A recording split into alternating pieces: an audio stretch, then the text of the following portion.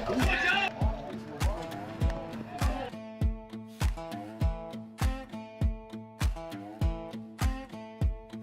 the road, just off of the interstate, past the white lines where the fields roll and the rivers break, you'll find a four-way stop sign, a church on the corner, and a dairy bar.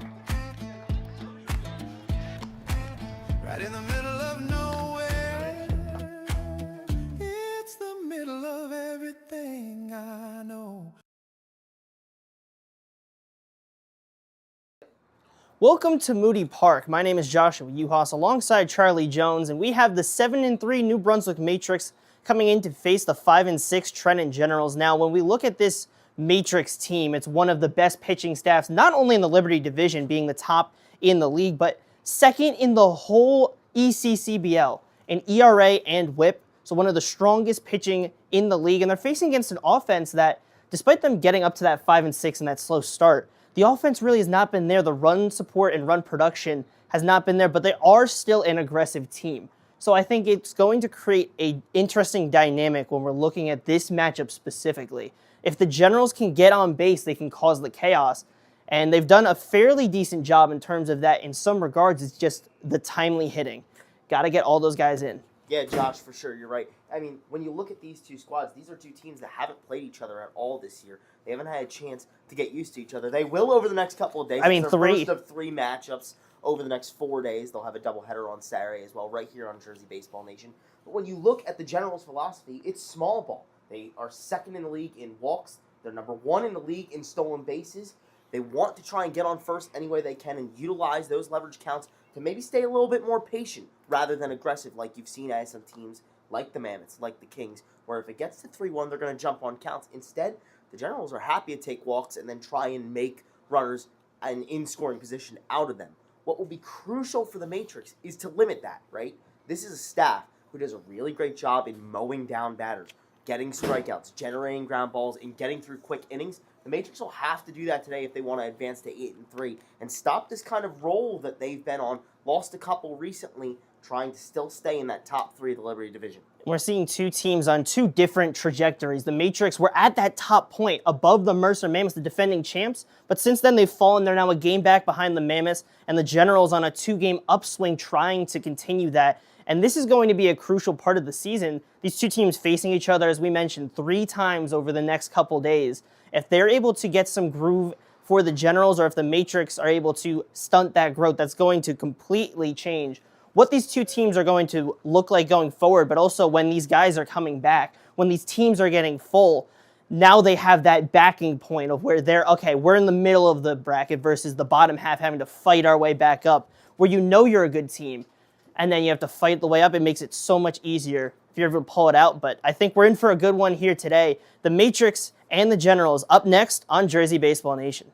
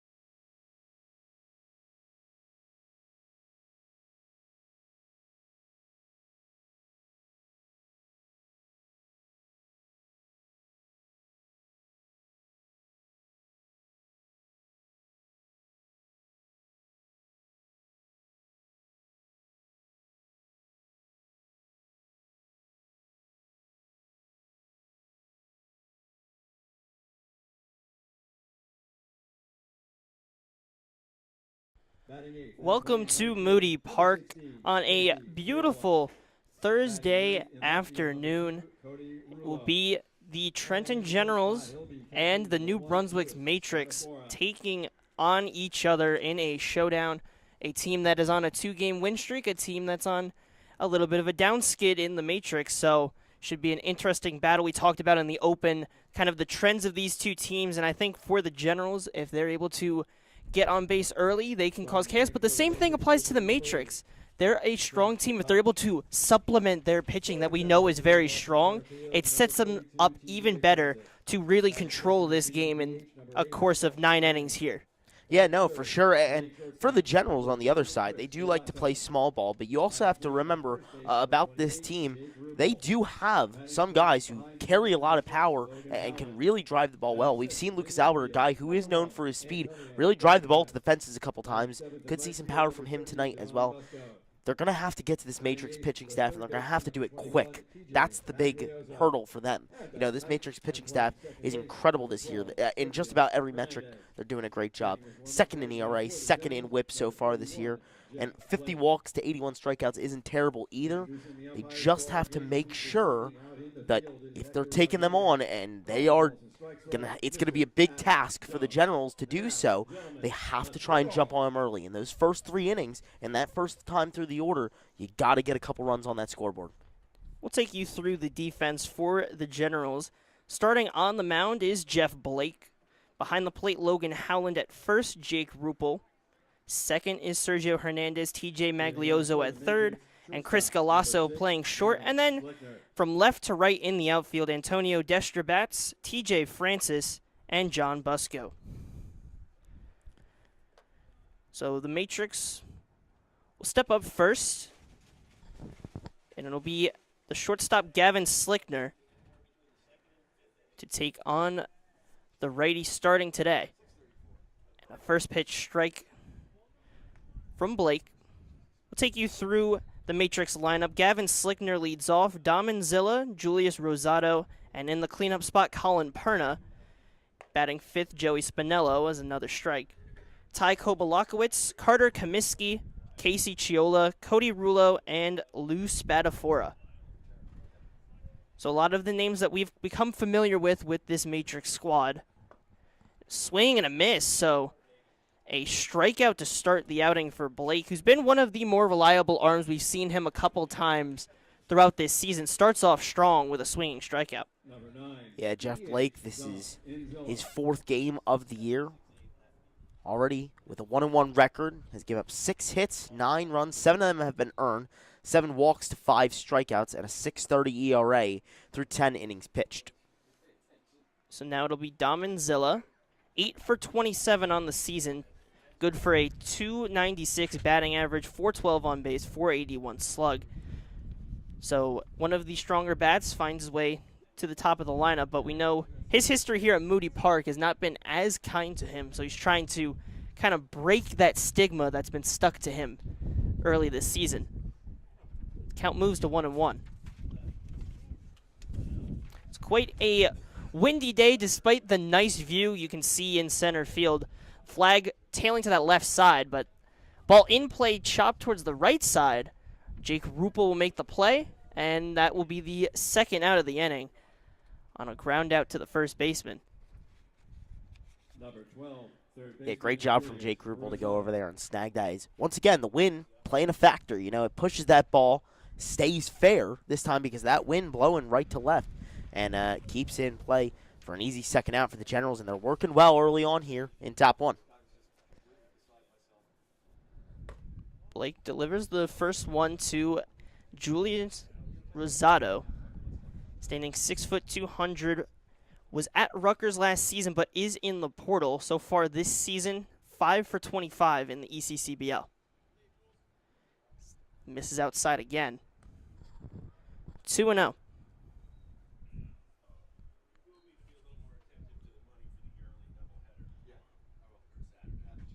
Blake gets set.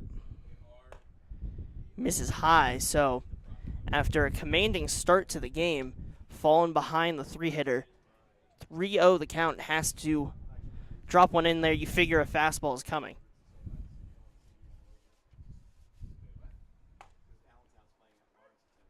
Catches the outside part of the zone. So now a hitter's count for Rosado. Try to make his mark early in the game. Skied high in foul ground behind the plate. Logan Howland will take a look and he'll go out of play. So after 3 straight balls, back-to-back strikes, and we face a full count.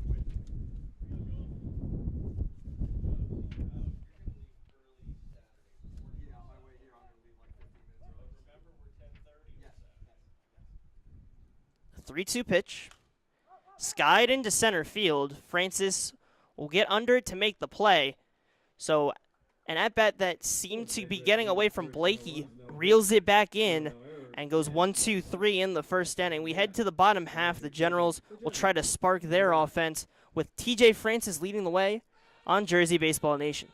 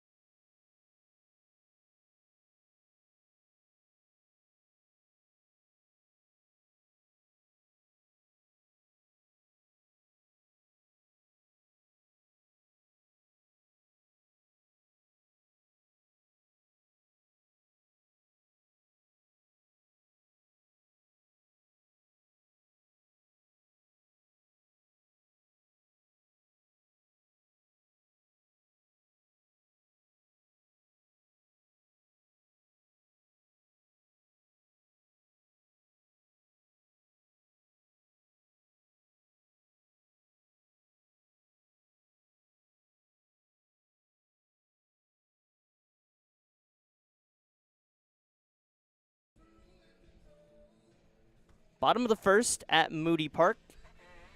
The Generals will take their first at-bats, and it will be against the lefty starter of John Koch. On the season so far, he's pitched in 3 games, 6 innings pitched. 1-1 record, has allowed 5 runs, 4 of those earned. But the biggest thing with him is the strikeout total. Struck out 12, and a lot of that comes from his first appearance against the Capitals. Struck out 8 of the 11 batters that he ended up facing, but since then it's kind of fallen off a little bit. We'll see if he's able to find that strikeout stuff that we know he has, but some of the control was his issue. Francis lines that one up the middle. A leadoff single will start off the day for the Generals. The first base hit on this early Thursday night. That one was a nice one right up the middle. And, you know, that's exactly what we said earlier. If they want to, you know, come away with a really nice win on that resume, you're going to have to get on them early, and that's exactly what you do right there. You get the leadoff man on, and now it's what you can make of it. How do you get him into scoring position, and how do you bring him home? That's exactly what Braden Meskill is asking himself right now, and that's exactly what they're trying to figure out here in bottom 1. So now one of the stronger new additions to this roster comes to the plate. Stolen base, and the throw not too close. Easy stolen base for TJ Francis. Yeah, He'll set himself up at second. That one was sailed a little. So now Carlton Crane, 2 for 10 on the season, but you look at his time at Pennsbury. Single season batting average, hits, on base percentage, walk, and stolen base record for the high school was a wild pitch. Moves Francis to third. One of the strongest bats, rather, in the Pennsbury High School history. I mean, 538 average, 635 on base, 675 slug. Good for a 1,300 OPS on 43 hits, 23 walks, and 19 stolen bases. So really can do it all, but so far this ECCBL season, a bit limited because he's dealing with a shoulder injury. He is DHing again today, and he'll work a walk. Yeah, really nice stuff there Chris Galasso. from Carlton Crane. And what we know how strong of a hitter he is. He hasn't had many games to prove it so far this year in the ECCBL. But another part that's crucial to his game is taking those walks and then making them into a runner in scoring position. Pickoff, but he got an incredible jump and committed to it and steals the base at second. There's the example of it right there, you know?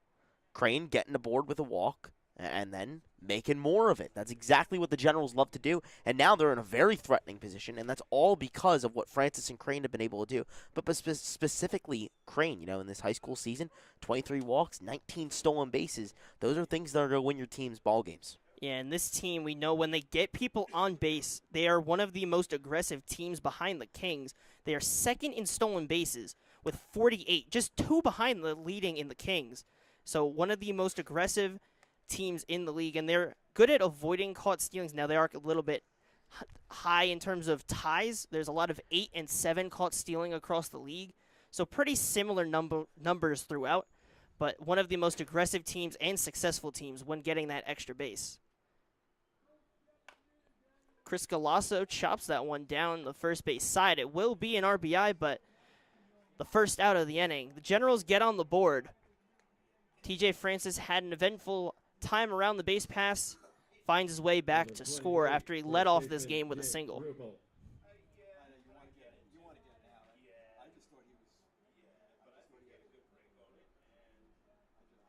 Crucial first run there for the Generals. And, you know, that's Chris Galasso doing his job. If he can't get on board with a walk or a hit, which he loves to do, he's going to be a team player, and he's going to bring home runs. It's an effective out for the Generals, and still with 1 out and a runner on third, possible chance for more damage.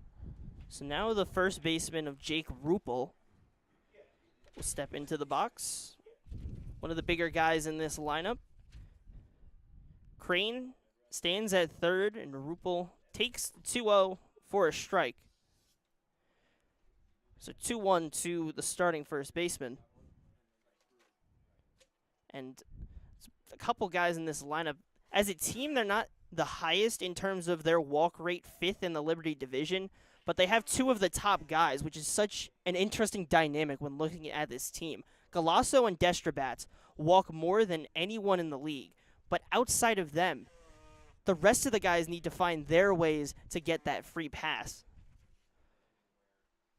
Koch delivers the 2-2, swing and foul. So he'll stay alive. Just one more pitch longer. It's a very good observation. Very good observation about, you know, those 2 guys producing walks, but the rest of the team not so much. That's why those at-bats are so crucial. And when you can get any other production from your other guys, that's just even as more important. Misses outside, so full count now. And this is the dynamic with John Koch. Electric stuff, as we've seen. But even in that game against the Capitals, where he was so dominant, still were some wild pitches. As Ruppel lines that one down the third base side, it'll get past the left fielder of Cody Rulo. Crane will come in to score, and Jake Ruppel will take his spot at second. Well hit ball from Jake Ruppel down the left side. Second strong base hit of the day. Francis started it off. Ruppel cleans up the rest, and the Generals take a 2-0 lead on just 2 base hits. We've seen the Generals battle and battle and battle in counts so far a lot this year. There's another great example of it, and there's another great example of why it's so important to battle. You know, he gets a pitch that he likes, and he rockets it out to left field.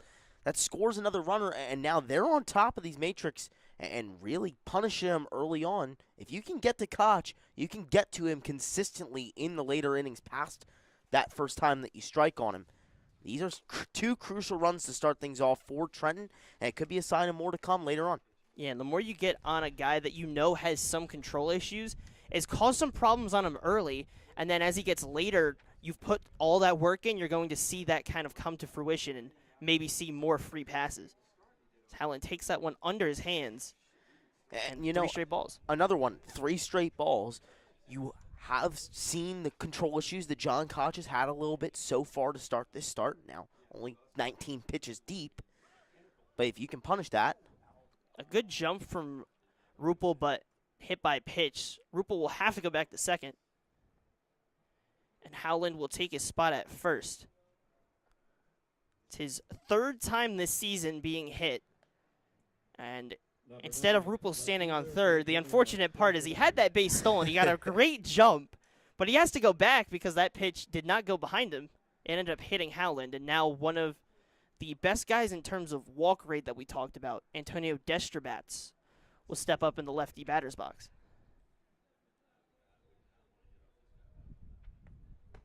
First pitch misses behind Destrabats. Breaking pitch that just did not break. Those can't be the pitches that you throw to Antonio Destrabats. You know, leading the league in walks with 12 so far this year to 10 strikeouts. He can be really patient when he needs to be. And from what he's seen so far, he's more than happy to take ball after ball after ball. So Destrabats set the plate. Rupel on second after a double. Howland on first after a hit by pitch. The 2-0. Chop to the left side and through. Rupel will stay and will go station to station. Got past the third baseman of Rosado. So now the bases are loaded with just 1 down. And John Busco. When you look at what this Generals lineup has been able to do so far, it's compounding those moments, you know. You force John Koch to throw strikes after he has a string of maybe a little bit of command issues. When he throws those strikes, most of the time they're ending up in favorable positions for the Generals to hit on. And they've done a great job of picking and choosing their spots. Ari with 3 hits, 2 runs, and a great chance for more right here in bottom 1. So now the righty of John Busco, standing 6'4", was a freshman at Penn State Abington. Takes 3rd straight ball, so control still being an issue in this first inning for Koch. And, I mean, single-season rookie record for home runs, one of the most prolific bats for them. Swing and a miss on the 3-0. Got the green light, or 1-1.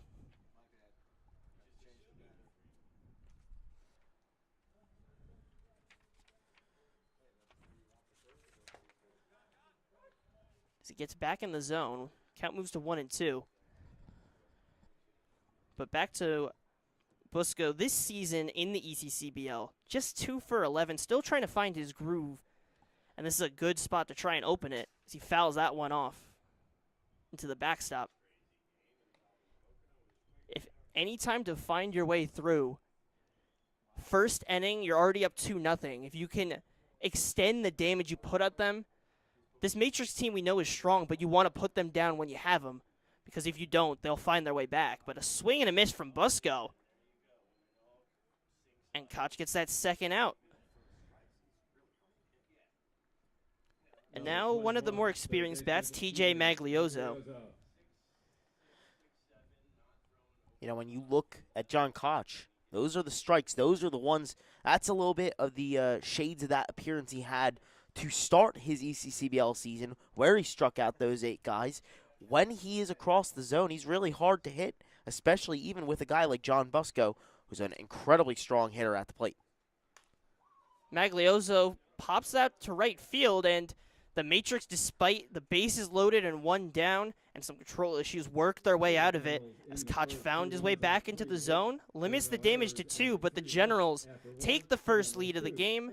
They lead 2-0. We'll head to the top of the second as the Matrix bats try to get going on Jersey Baseball Nation.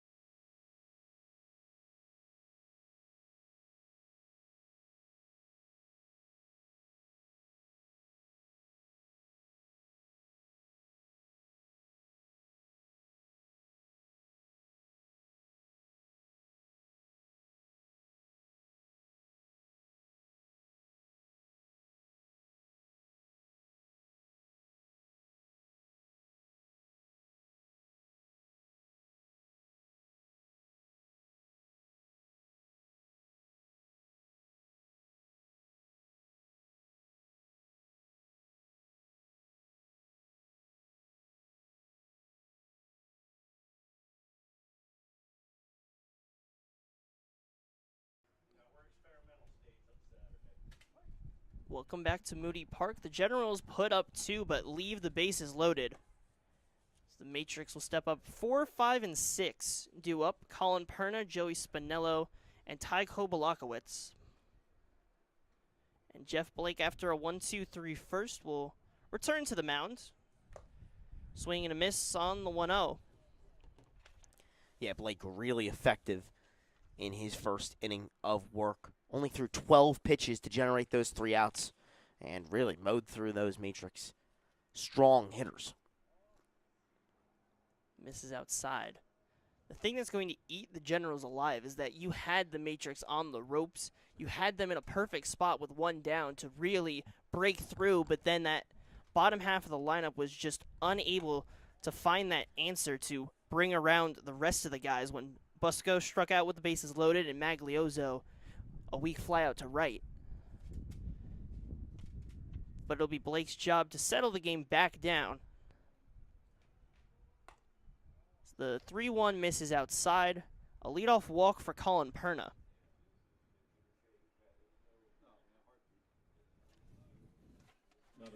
And as fast as it felt that the Generals were going to be in complete control, the Matrix get themselves started to try and find that answer. And that's Perna's 8th walk on the season. Always finding his way on base. Steps up Joey Spinello. Takes the first one for a strike. Yeah, I mean, we've seen how crucial getting that leadoff man on is. Generals did it last time, and look what they were able to do in the bottom of the first. You're right. They may feel a little bit disappointed that they weren't able to come up with more. But to take an early lead against the second-best team in the Liberty Division and a top 3 team in the entirety of the ECCBL is crucial. And now you have one of the more dangerous hitters, especially with how he started this ECCBL season, Joey Spinello, hitting 12 for 29, 414 batting average, 437 on base. Good for a 655 slug and a over 1,000 OPS. A couple extra base hits on his tally as well. 2 doubles, a triple, and a homer, amounting for 8 RBIs, putting him in the upper part of the ECCBL rankings. So 0-2 misses inside. Yeah, Spinello is definitely a pesky hitter, and he's another one of those D1 guys on this Matrix roster. They have a ton of them. They've gotten a lot of them back from their high school seasons or from their college seasons, and now they're ready to keep on rolling. 7-3 already, and it's in part due to these very strong hitters like Joey Spinello. And that's the thing that makes that first inning so great, but so kind of troublesome in a way, because you had them as mentioned, but then you get to these guys that are some of the best hitters in this lineup to try and get it started with Perna, Spinello in that 4-5 spot. Really 2 of the bigger bats, and now a 3-2 to Spinello after an early 2-strike count. So both Perna and Spinello finding their way on Blake so far.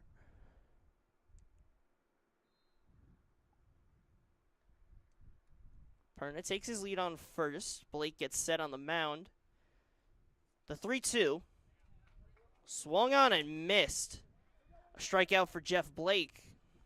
Gets the first out of the frame, and the first baseman of Ty Kobalakowicz will take his first at-bats. Second strikeout of the day for Blake, and that time, he gets way ahead in the count, and that gives him the chance to try some things out and try and generate that strikeout, and he finally gets it on a crucial full count pitch for the first out of the inning. Pickoff attempt again. His first of the at-bat with Kobalakowicz. The first pitch from Blake misses high.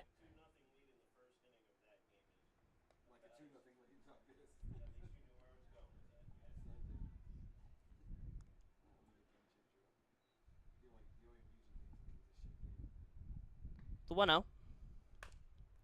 Fouled off. Count moves to 1-1.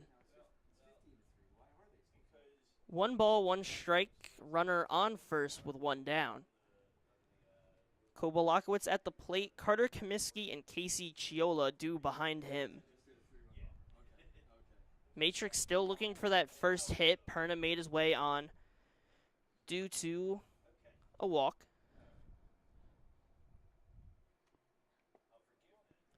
Misses low, gets away from Howland, and Perna on the move will get to second easily. So ball in the dirt, kicks away from Howland. And Perna will stand on second now, a runner in scoring position. It's a 2-1 count.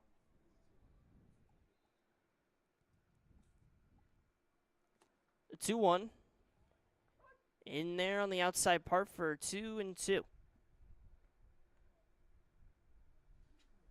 Blake, one of, as we mentioned, the more used pitchers for the Generals. Gets the start here. We figure he'll go about 3 or 4 in a kind of pseudo opener role. So yeah, ball moves it to full. Yeah, they're going to try and stretch him as long as they can, but a part to making sure that he can go as long as he can is getting out of innings and making sure that he's not walking guys. Crucial pitch early on in this game right here. Blake set. The 3-2. On the outside part of the plate, a called strike 3, and Blake has his 3rd strikeout of the day, his 2nd in a row. So strong work from Jeff Blake after the leadoff walk. Settled this inning down, struck out Spinello, and then striking out Kobalakowicz, and now a guy who we know can extend an at-bat, Carter Comiskey, DHing on the day. Step in the lefty batter's box, and Blake will deliver the first pitch down and inside. Yeah, you were spot on when you said that Comiskey can really extend at-bats. In that doubleheader last weekend against the Kings, had an 11-pitch at-bat, a 9-pitch at-bat, an 8-pitch at-bat, and a 10-pitch at-bat. First strike dropped in there by Blake, and he's someone that, for a pitcher, especially early in your start, you want to get him out quickly, because if you let him get comfortable, we saw, as you mentioned, able to get up to even double-digit pitch counts. Misses low.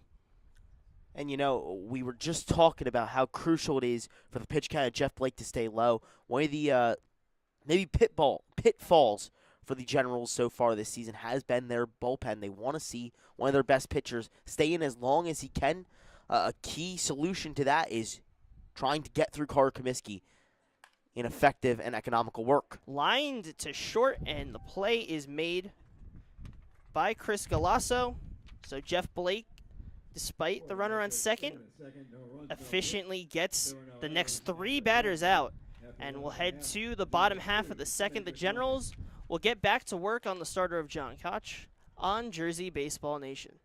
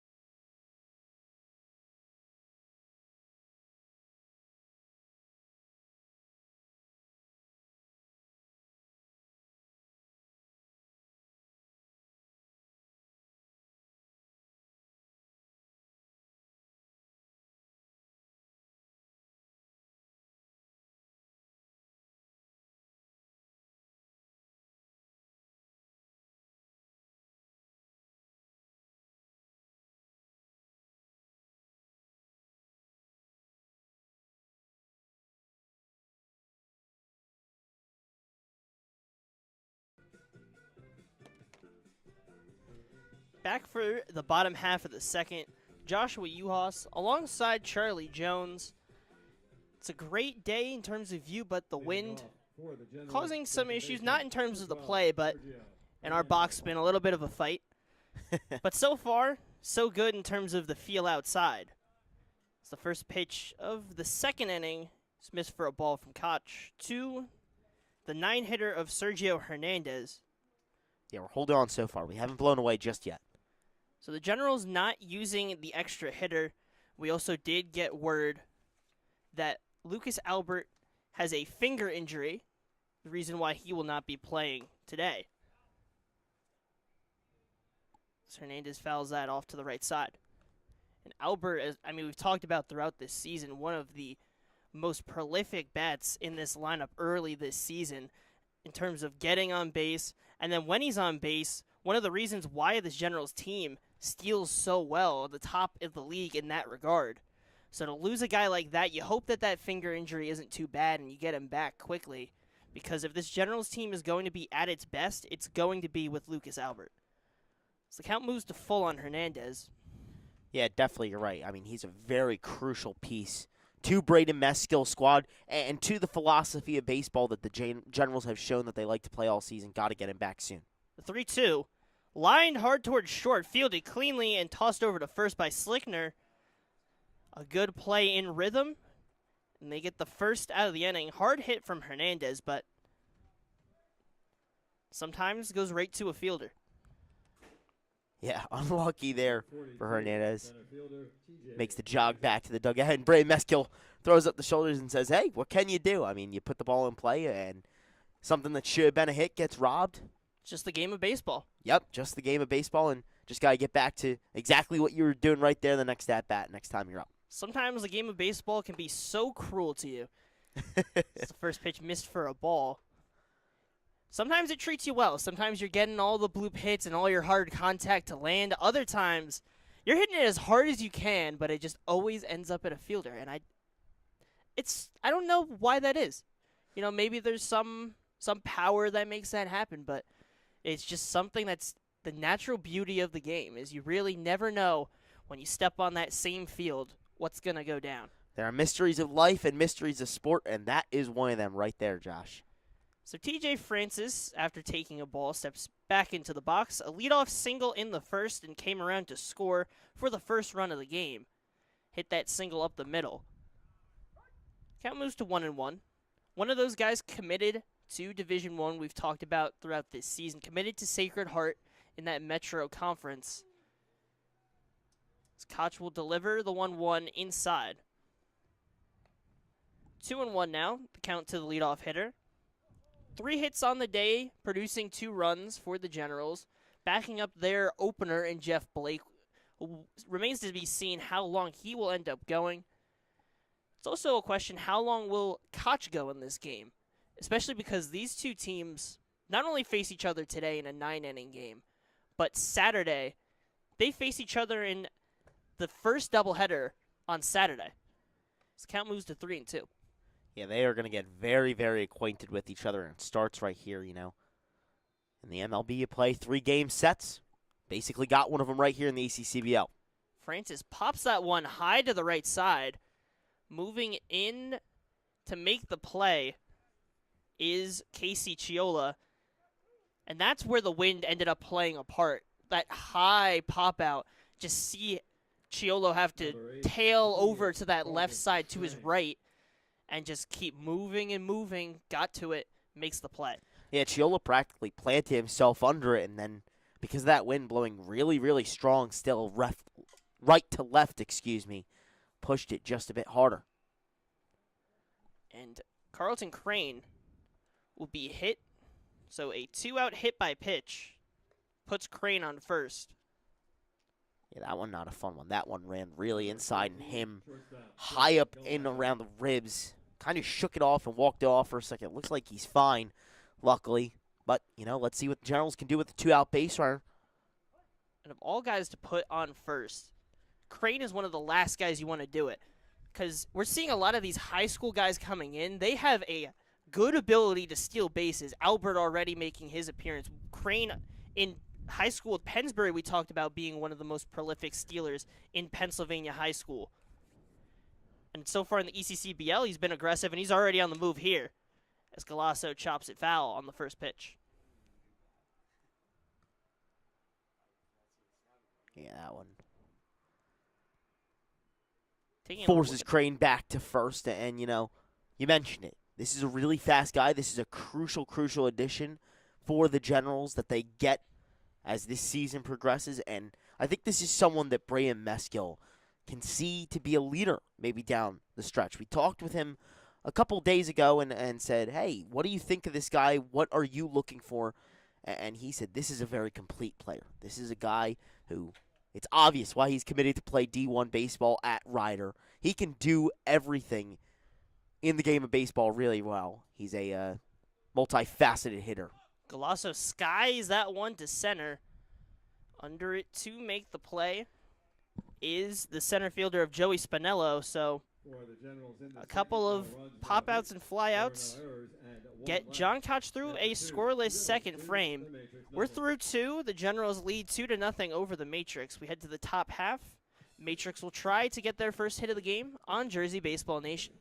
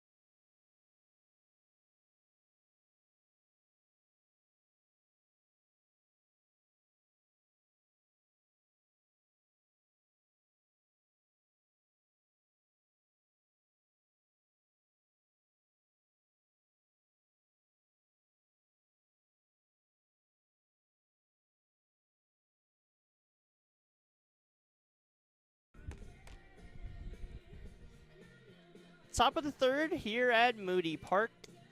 Jeff Blake remains on the mound after 2 scoreless frames to start the game. And he will take on the 8-hitter of Casey Chiolo, playing right field on the day.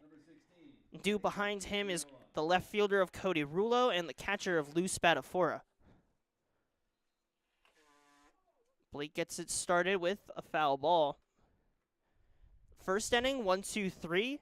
After a walk to Perna, got Spinello, Kopolakowicz, and Comiskey all out, 2 of them by strikeout.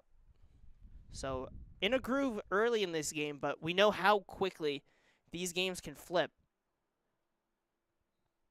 The Matrix lineup that you have to be wary of.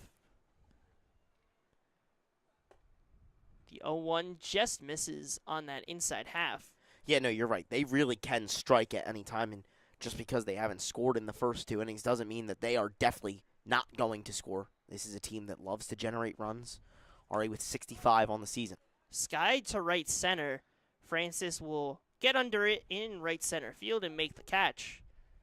For the first out of the inning, a quick one for Jeff Blake. Left fielder, Cody Rulo. But going back to this lineup, I mean, there are some top bats in this league that are across this lineup. You have Slickner, who's been perennially in that leadoff spot. You have Perna, who's good on both sides, Spinello, and even you go to the bottom of the lineup, Comiskey, who's been a guy in recent games that has developed to be a really strong piece, that they're able to have those one-on-one battles with teams like the Kings, like the Mammoths, who we've seen them go against so far this season. And there's a reason why this Matrix team, in their debut season back, are in that top half of the Liberty Division. So the 1-0 to Cody Rulo is lined to right field, off the glove of Jake Rupel. Gave his best efforts to make the play, but hit well enough off the edge of the leather. And he'll reach for a 1-out single. Yeah, nice hard contact there, and that's a tough play for Rupel to come up with. That's the stuff that's going to maybe change the tide of this ball game. It's still very, very early on, and we know that the Matrix can strike at any point. It's that hard contact that'll get you. Those hard balls are crucial, and those are the things that, maybe the Generals aren't able to field cleanly, maybe sneak through the gaps at points and bring home runners. That's what the Matrix love to do. It's small ball versus, maybe medium ball rather than big ball. So now, the catcher of Lou Spadafora, an 0-1 count, and Cody Rulo, the runner on first. They will give him a try. He'll get back safely. So we'll reset. Catcher at the plate. Jeff Blake gets set. Catches that outside part of the plate, really well placed. 0-2 now, and not letting Cody Rulo get in his head. We've seen Rulo make a jump back, try and get the timing of Jeff Blake off, but so far, very composed on the mound, keeping in control despite when those runners are getting on. 0-2 misses outside. So 1-2 now. That is so crucial for Blake to get in these advantageous counts. Then, if you're unable to place a pitch exactly where you want, you have a couple more to work with. He does really well when he gets ahead in counts, but not the exact same result when he gets behind. Count moves to 2-2. And for any pitcher, you feel so much more comfortable when you can get that first pitch, second pitch strike. It just helps you to trust your stuff and try different things. When you're behind in the count, you don't really feel comfortable trying to force the chase. Certainly. Misses inside. But the one thing is you can't get complacent when you get ahead. Sometimes it can get a case you get those early strikes and then ball, and falls to similar situation to like this, where you're in a 3-2 count after having that advantage. So for Blake, in this at-bat, his job is to try and break that cycle, but he ends up walking the catcher of Spadafora, and that's 2 base runners with 1 down, and we return to the top of the lineup. Gavin Slickner stepping into the righty batter's box. Yeah, with Jeff Blake, we've seen it already this season, but we're especially seeing it here tonight. Those 2-strike counts have been hard for him to close out. It's another great example. He had one where he was ahead 0-2, got all the way up to a full count, but luckily generated some easy contact for the Generals to handle that time. Ahead 0-2, throws 4 straight balls. So that's something definitely to keep an eye on. What does he do when he's ahead in counts, and how does he capitalize on that more in the future? And as the outing gets going, I mean, you look at the first inning, had that strikeout stuff. The second inning built upon that and got 2 more. But then the third, so far, has not gotten a strikeout, and we saw in that 2-strike count kind of fell back. So as the innings keep going in these outings, can that strikeout stuff stay? As Slickner hits it hard to left center, but Francis will get over in that left center gap and make the play. But tagging on the play is Cody Rulo. Extremely well hit. But Francis got the jump, got the read, ran the exact right route he needed to make. So 2 down, but runners on the corners. That is one heck of a play from TJ Francis there. I mean, normally that's going to be Antonio Destrovat's ball, but it didn't seem like he maybe got the best jump on it. Instead, Francis showcasing that speed and was already shaded a little bit towards left center, but was on the move and got to it in great time to get that second out. That is a crucial out for the Generals if they want to get out of this inning unscathed. And now Jeff Blake will get back to work against the extra hitter of Dom Manzilla. Grounded to first, unassisted from Jake Ruppel. Closed out that 1-2-3, or was the second out of that 1-2-3 first inning. 1-0, in for a strike. We've talked a lot about Jeff Blake already and how crucial that pitch count is. Well, think about what he's done with traffic so far. None in the first inning, but then with traffic in the second and third, has really started to generate outs and keep that pitch count as low as he can, doing a great job of it so far. Swing and a miss. Now with a chance to get out of the inning, still with traffic, and keep things at that 2-0 lead for the Generals, there's a chance that knock on wood, if he keeps on pitching the way he does, he could go a little bit longer than Braden Meskill was expecting. And we're back at that 2-strike point. What happens here shows how much of that arm left you have from Blake. Misses outside, so again, after getting to a 2-strike count, misses, but now 2 balls, 2 strikes. Runners on the corners for the Matrix with 2 down. Dom and Zilla trying to produce the first runs for the Matrix. The 2-2 is chopped to the left side. Fielded cleanly at third, but the throw is off. Magliozzo's throw gets away.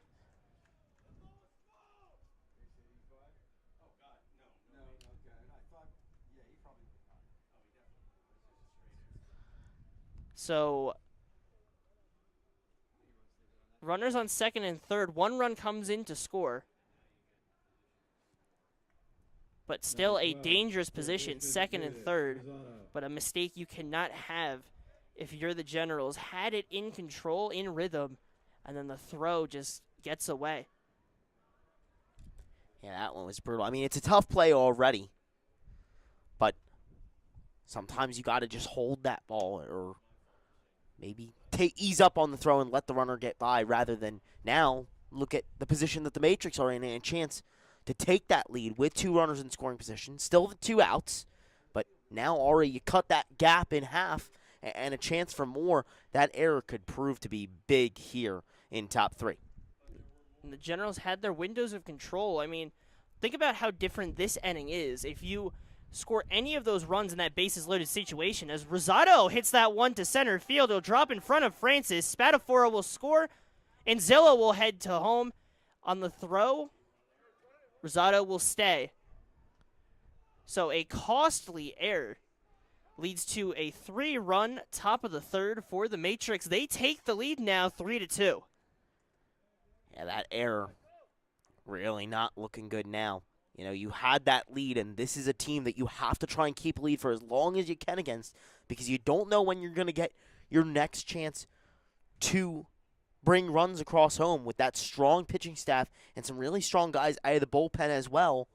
Now, that lead dissipates. 3-2 Matrix in the exact spot that they wanted to be in. And now that helps out the starter of Koch because he can get in a rhythm now. With that 3-2 lead, you can feel a lot more comfortable knowing that that offense backed him up. So now Colin Perna steps up. The danger still nowhere near done. Well, takes his a hit or two with 2 outs. But for Jeff Blake, he has to find his way out. May not have put himself in that situation, but as a pitcher, you always have to find your way out of these situations. His first pitch misses outside. The one problem for Blake is after those 2 innings we talked about before, the strikeout stuff has kind of gone away. And we know how hard it is sometimes to get that final strike, that strikeout stuff, where it may seem like, okay, just do what you did the first 2 times, but sometimes it's not as simple. Perna lifts that out to right field. Wind doing its work, and it'll be dropped out there by Busco. Rosado will come in to score, and Perna will take his spot at second. So the second error of the inning produces another run. The Matrix lead 4-2. That, another brutal one. Number I mean, 21, second baseman. that one looks like it should be an easy play for John Busco out and right. But because of that wind, it starts moving back and forth. And then you have to track it down still in the middle of the shadows out and right as well as the sun sets here in Ewing. It's a hard play to make, and he's unable to come up with it. It just scoops out of the glove at the last moment, and it brings home more runs for the Matrix. And that's the first time of the game the wind has really made its mark. Generals had this game in their grasp, but completely flipped on its head. A 4-run top of the third. And Jeff Blake now still having to work out of this jam. And this inning has really extended. Not to his fault as well. Already up to 22 pitches in the inning. 55 pitches on the day for Blake. 1-0. Swing and a miss.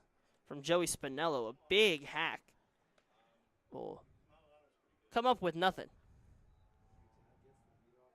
So 1-1. Blake set on the mound. Perna the runner on second. A pair of errors help the runs come through. Jeff Blake misses outside. And E5 allows Inzilla on. And E9 allows Perna on. And they've produced double of what the Generals were able to score in that first inning on just 2 hits. Swing and a miss on the 2-1. 2 balls, 2 strikes, and 2 down. Perna the runner on second, and Jeff Blake still has to find his way. Brandon Safoshnik, the arm warming in the pen for the Generals.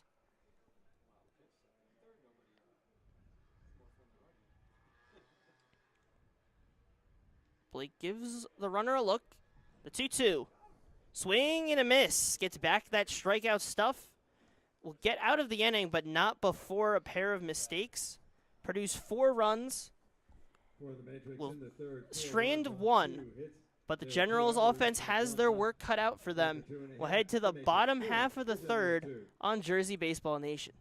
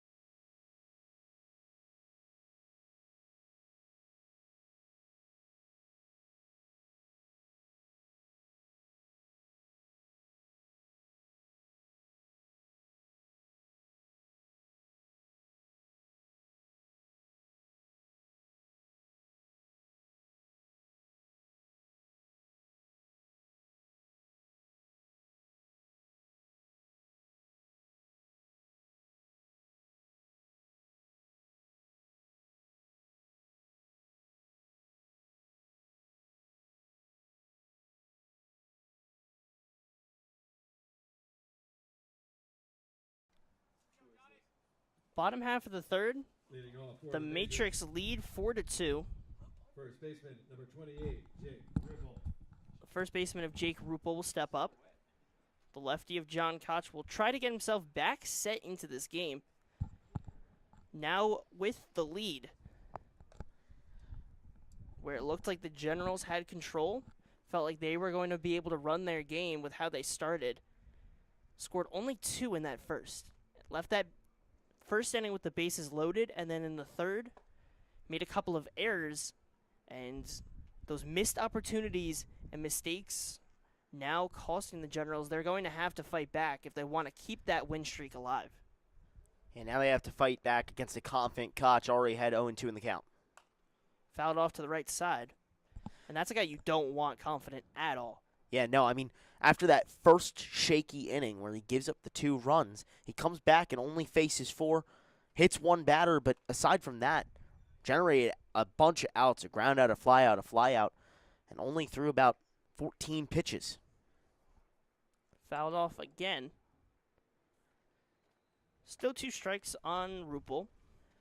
His first at bat hit that RBI double down the left side. But now, leading off this inning, will try to get a base runner on. Will come to no avail, a swing and a miss. And Koch gets his second strikeout of the game Number 6, on the first catcher, baseman. Logan Howland. A strong start. And now Logan Howland will step up. One of the better bats in this lineup. So far on this coming into the day, 11 of 29 was hitting 379, 455 on base, and a 448 slug. Along with 2 hit by pitches, got moved to 3 today. So he finds his way on base, and even when you look at his time at Johnson and Wales and Charlotte, .325 average and a .488 slug there in his 2026 season. Yeah, does a real nice job at the plate, both offensively and defensively when he is catching behind home plate. Does a nice job of trying to keep balls in front of him. 2-0 just misses. Catcher spat a 4, liked the spot, told his pitcher, and that's sometimes the case. You don't get the call. Sometimes it misses a bit, but puts it in the right area to try and get a chase. But as a result, will be a 4-pitch walk, and the catcher of Logan Howland will take his spot at first. Fielder Antonio Desterbat. Koch has had a little bit of trouble with issuing free passes today. 2 walks, 2 hit by pitches thus far. It's something to maybe monitor, especially with Antonio Desterbat, the walks leader in the ECCBL, coming to the plate right now. First pitch in for a strike.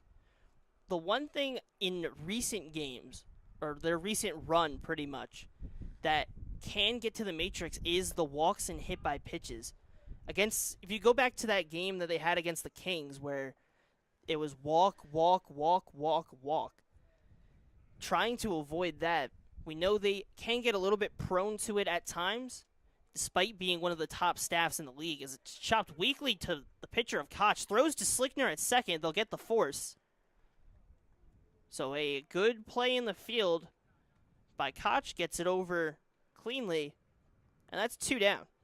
Number 30, right fielder. Casual little 1-6 fielder's choice there. Great job from Koch to be aware of the situation and realize I've got time. I can fire it over to second, get the lead runner, and put myself in a favorable position and not leave a runner in scoring position. Especially on the ones that go back to the pitcher, your adrenaline is high, so it's hard to keep that composure as Busco fouls that off. It's so difficult to make sure that you're staying slow because everything's moving so fast. The game's not going to slow down, but in your mind you want it to be moving slow, and for him, did a good job slow the game down and makes the right play. It's a swing and a miss. 0-2, Busco struck out his first at-bat. Koch trying to replicate that here to close the third. Desterbat's the runner on first after the fielder's choice. And a pickoff attempt. They got him at first. Oh, it looked or like didn't. it. I thought he made a move of out, but I guess it was safe. An emphatic safe call. Desterbat's just barely gets back in time. Yeah, really, really close. And with the inning staying alive, grounded hard to the left side past the outstretched arms of Slickner. And instead of what could have been the end of the inning, ends up being a station-to-station movement. You get runners on first and second with the single. Yeah, that really close play at first ends up keeping Desterbat safe, and now he advances to second on the single. We've seen a couple of those today where crucial plays have kept runners on the base paths and maybe in unexpected spots. Let's see what the Generals can do with it this time. The Matrix got that unexpected error and were able to strike for 4. Generals with a chance to equalize or take the lead. Now with TJ Maglioso at the plate. And despite there being 2 down, there's always openings to try and break through. As the 1-0 gets in there for a strike, Maglioso going to have to make up for the mistake he made in the field and a chance here with 2 on to try and make that happen. 1-1 misses outside. Yeah, those mistakes are the things that can kill you, but more importantly, what can you do to erase that from your mind? What can you do to move forward? That error came in the top of the third. There's still a whole lot of ball game left to be played. A chance to be a goldfish is right now.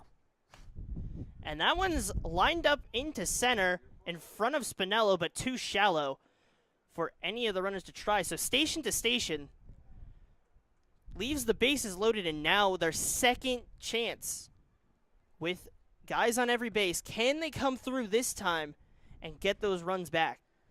Number 12. These are the crucial spots. When you have the bases loaded, you can't leave guys stranded. You got to bring them home. They weren't able to bring home more runs, only able to score 2 in that first when they had the bases loaded and then had back-to-back outs. Now here with 2 outs and the bases loaded, got to give yourself a chance to stick in this ballgame. Hernandez considered swinging at the first one, taken inside for a strike. His first at-bat hit it hard, but it was a 6-3 ground out to Slickner, who made the play. 1-1 the count. Destrobats on third reached base on a fielder's choice. Busco a single, and then Maglioso a single of his own is how these bases have gotten loaded. Hernandez pops that down the right field side. Chiola, unable to get there in time, bounces off the wall. 1-2 the count now. And Koch, after getting in some trouble with 2 down, has given himself that window to get out. He's got the door creaked open. Can he kick it open? Can he shut it close, or can the Generals kick it open? Finally got the saying right. I was tracking the wrong way, but we got there eventually. The 1-2 misses outside. Hernandez did not even give a consideration on that one. Yeah, Spatafor really thought he had strike 3 there, though. Held it up for a second instead. Now count level at 2 with 2 outs. 2 balls, 2 strikes. Hernandez fouls it off. We'll try it again. The Matrix lead this game 4-2. The Generals scored first in that first inning with 2.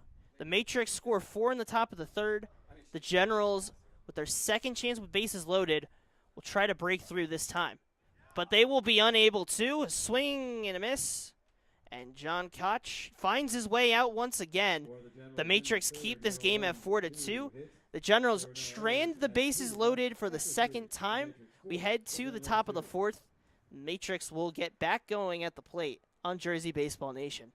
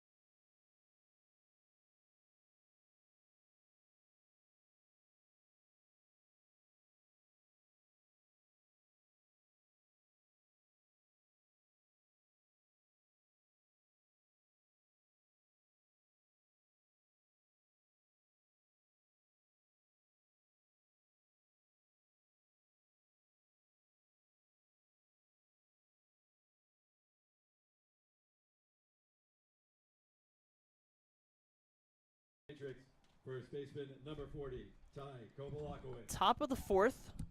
The Generals, their second time with the bases loaded, unable to come through. And Jeff Blake will return to the mound. First pitch strike into the 6-hitter of Ty Kovalakowicz. Struck out looking his first at bat. The second one just misses that outside corner.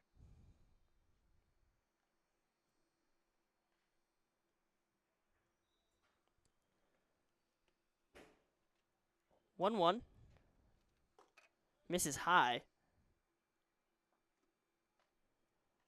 It's 2-1. Blake, as this outing has gone on, the control has begun to get away from him. That strikeout stuff has kind of gotten away as well. Count moves to 3-1 now. So a hitter's count for Kovalakowicz. He'll try to get himself back in this count. Do not want to allow a leadoff base runner with all the momentum that could carry. Skied foul. Back to the left side, into the field. We've heard so much from manager for the Generals, Brayden Meskill, say 3-1 is a leverage count and one we want to be aggressive on. That was a chance for the Matrix to be aggressive on 3-1 and couldn't come up with anything, but this time on 3-2, they get the walk. So a free pass to the leadoff hitter of Kobalakowicz will now set up Carter Comiskey. DH on the day, lined out to the shortstop in his first at-bat. Just was right into the hands of Chris Galasso. That closed that second inning, left a runner on second. Blake gets set. First pitch in there for a strike. And at this point of the game, we know Blake only has probably this inning left before Safashnik takes over. Getting that first pitch strike, we talk about how important it is in any time, but for this outing, this inning here, getting a first pitch strike is ever so important. But chopped weakly towards first, but Comiskey making a good run, and he will be called out, but it was certainly a close play. Hernandez took his time fielding, had no chance at Kobalakowicz at second, went to first, and got the out. But the runner moves to scoring position and one down, and Casey Chiola will step up. Comiskey did really make that close, though. He was hustling down the line and almost got in there safely. But regardless, a runner in scoring position for the Matrix. We've seen what they can do with them, whether that's by the mistakes of the Generals or by strong hitting in their own right. Here's another chance to strike for more. Flew out to right his last at-bat. Now set with a runner on second, trying to find his way off the starter of Blake. Count moves to 2-0 for Coach Meskill. They're hoping that he can get out of this frame. You save Safashnik to start a clean inning. For the Matrix, they have the chance to cause some problems for a team that are a little bit short-staffed on the day. Yeah, very short-staffed. I mean, the Generals only carrying 13 guys. They aren't even able to use the extra hitter, which means they have 3, maybe 4 pitchers. But you also have to think about the management, 2 more games in just 2 days from now. Lifted to left field, Destrabats will get under and make the play. A routine flyout will mark the second out of the inning. After the walk and Kobalakowicz finding his way to second. It's 2 down. And now Cody Rulo will step up. Reached on a single. Ended up at second. Tagged his way over to third and ended up coming around to score. And he'll step up with a runner on second. 2 down now. Blake doing his best to get as much of this outing as he can. The pitch misses low. Yeah, and that's crucial. You have to go these full 4 innings, regardless of the 4 runs that have been given up. Only 2 of them charged to Blake. You just got to keep on going and try and put your team in a position to go the rest of the way with just a couple more pitchers. So then you manage yourself for today and you put yourself in a decent enough position come Saturday when you have to take on the Matrix 2 more times. And that's when the tricky part of being a manager in the ECCBL really comes into play. You got 14 innings where you have to figure out which guys are going when. Yeah, and if you can save your arms, it's so helpful when you get to those double headers because, I mean, it may be 7 innings and 7 innings, but that's a lot of work you have to get through in one game. I mean, we see the trouble it is just to sometimes get through these 9-inning games, and then you add on 5 to that total and 2 separate games. It makes it quite the challenge to schedule for a manager, and we'll see how Meskill and Fredericks are able to manage both those staffs. We'll say for the Matrix, Koch has done a good job, but they did have an arm warming up that last inning in Lucas Malamug. So we'll see. It will be his first time making an appearance here at Moody Park.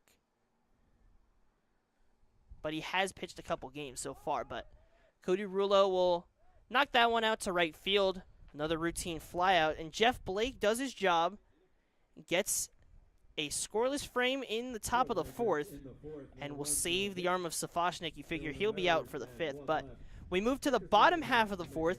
Generals still trail by 2, but need to get that offense going if they're going to have any chance on Jersey Baseball Nation.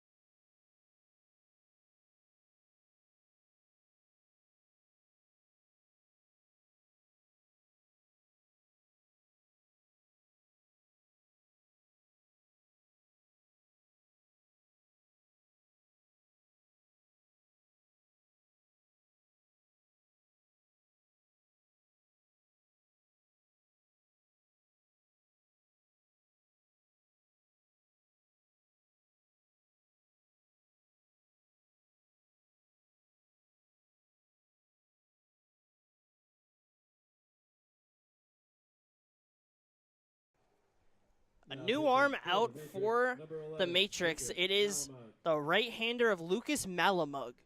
And just a run through his stats. He's been incredible, not only in the ECCBL, 3 games, 1 game started, 8 innings, a 1-0 record, allowing just 1 run and 10 strikeouts, a 1.12 ERA in the ECCBL. But you go to his high school production at Metuchen, it's even better. 27 innings pitched. As the first batter of TJ Francis chops it towards third, Rosado unable to field it cleanly. It will be a base hit because the speed of Francis made that an incredibly challenging play to make on its own with how weakly that one was hit towards third, or how long it took to get to third, rather. And TJ Francis, another leadoff single. That's how they scored their 2 runs. They'll try to get it, but, I mean, it's going to be a tough task. And going back to Malamug, a .78 ERA in high school in those 27 innings pitched. Just one of the strongest arms, and had 38 strikeouts in that time. So it's not going to be easy. But you also have one of the better hitters in the high school pool we have in Carlton Crane stepping up. So you have a guy who had a high school .78 ERA. You have a guy with an over 500 batting average in a challenging Pennsylvania high school season. It's one of the biggest battles we're going to see. And a runner on first for him. So 2-0, Francis on the move, but chopped foul by Crane. Yeah, you know, you're spot on about how interesting this high school matchup is. The ECCBL has guys who go from 17 years old all the way up to 22, 23 years old, looking for a grad year in the portal. Now you got a chance to see 2 of the top high school products in Pennsylvania and New Jersey taking each other on right here. It's a great matchup, and it's a great matchup between 2 guys who are committed to D1 programs. Indeed. Crane will foul that one off. He is a commit to Rider University, who one of the stronger programs in that Metro Conference, consistently competing for that title, recently made their trip to the NCAA tournament. And then you look at Malamug, committed to FDU TNEC, the D1 school for FDU. So Two high-profile commits. Crane chops that one to the right side. Francis was on the move, so he'll get to second. Perna, a misplay, but hit well enough. Crane will get on to first. Francis on second. So a pair of singles, or rather, the official ruling is an error. Crane will get his way on first. And that's two base runners with nobody down.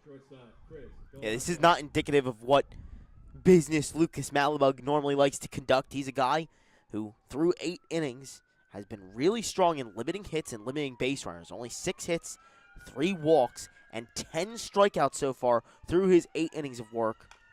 Galasso chops it weakly to second. Perna fields it, tosses it to second to Slickner, over to first. And that is a 4-6-3 double play.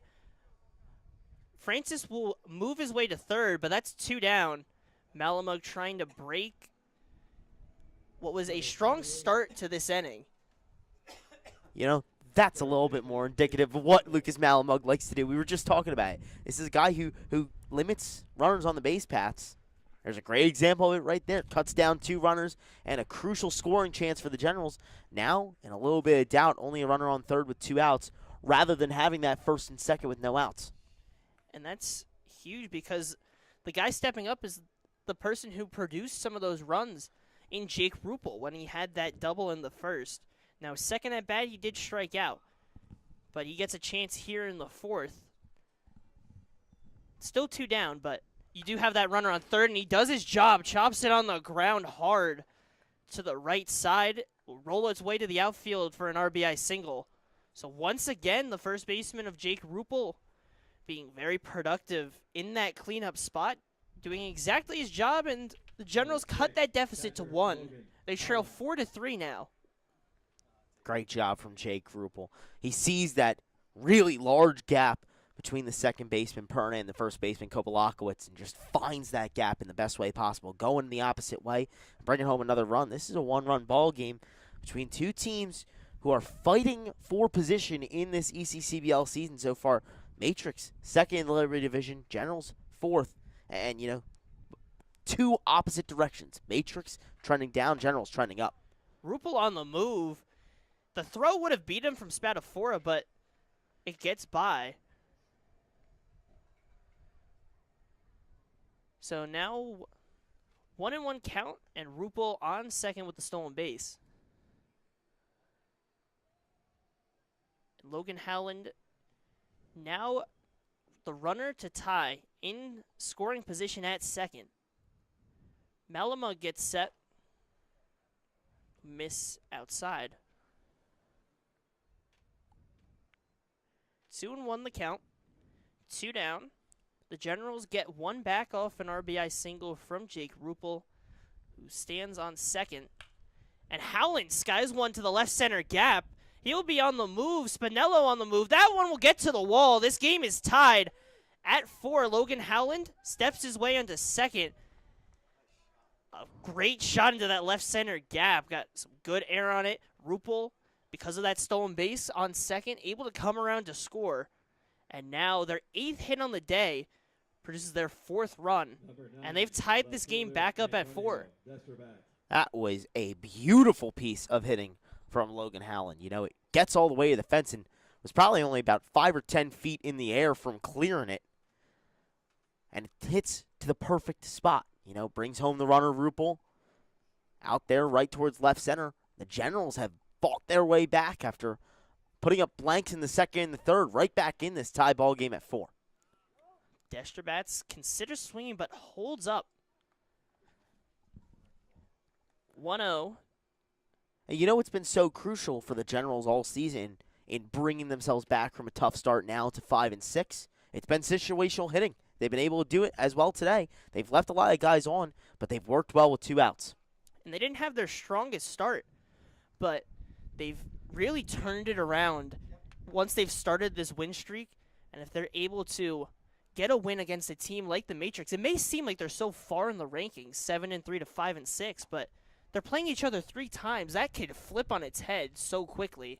And there's so many games left in the season, a lot of areas to pick up momentum. And for the Generals, this could help them get their uptick up in Meskill's first season as the head coach. The 2-1 in the dirt. So 3-1, Howland on second after his RBI double that brought in Jake Rupel, who brought in the first run of the inning. So 2 runs in the first and 2 runs in the fourth, the scoring for the Generals. 4 runs in the third, the scoring for the Matrix. Big swing and a miss on the 3-1. Count moves to full. Meskill clapping that one on. Loves to see him being aggressive with 3-1. What can you do now, though, in a crucial full count? The 3-2, taken high in one of the league's best disciplined guys in Antonio Destrabats, walks once again. And first and second with 2 down. Number 30, right fielder John Busco.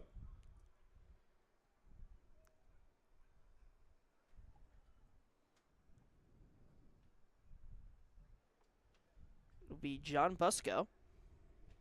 Struck out in the first, a single in the third. Helped get the Generals to that bases loaded situation in that third inning, where they ended up straining those runners on base. But now, once again, a pair of runners on base for him. Misses low. And with 2 outs, the Generals have done their job. And Jeff Blake got his work through, did just enough to get through 4 innings, and because of his work, we have a tie game 4-4 in the bottom of the 4th. 1-1 misses outside.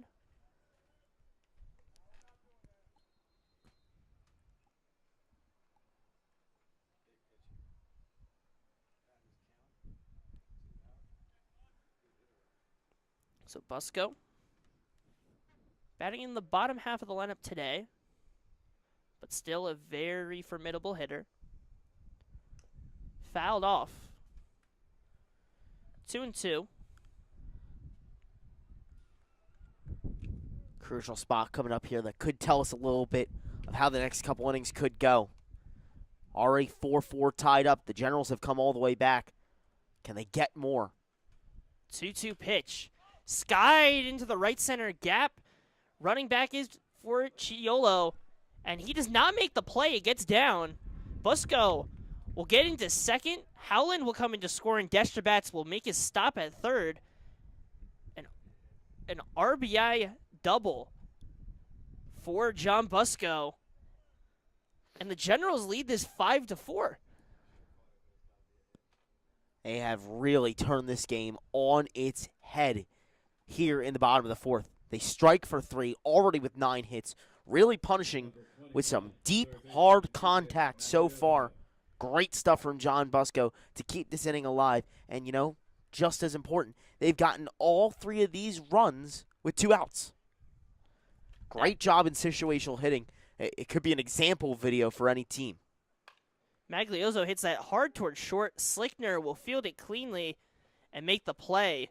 Malamud gets out of the frame, but not before an RBI single from Rupel, an RBI double from Howland, a walk from Destrabats, and an RBI double from John Busco break this game open. The Generals take back the lead. We'll head to the top half. The Matrix need to find their answer, and we'll see who goes out on the mound for the Generals when we return on Jersey Baseball Nation.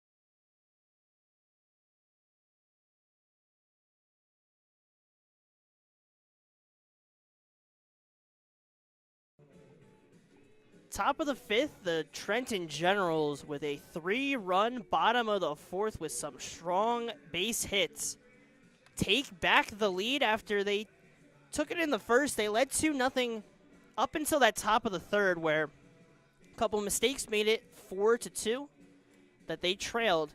But that bottom half of the fourth, a pair of RBI doubles and a single, has brought this game back in for the Generals. They lead 5-4, and a new arm on the mound. Jeff Blake did his job, and now Brandon Safoshnik will take over. Safoshnik having a tough season to date so far. 2 games played, one of them started.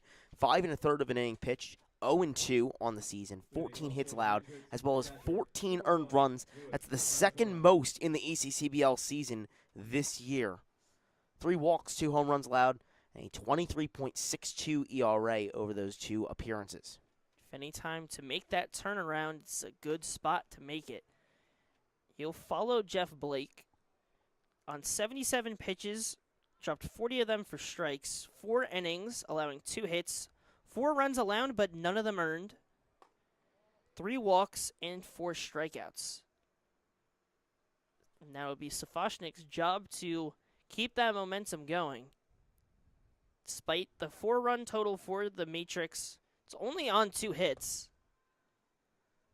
But so far, an early 3-0 count to the catcher of Lou Spadafora.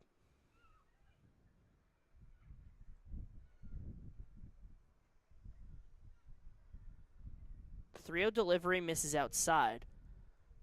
So his outing will start with a 4-pitch walk. Spadafora's second of the game.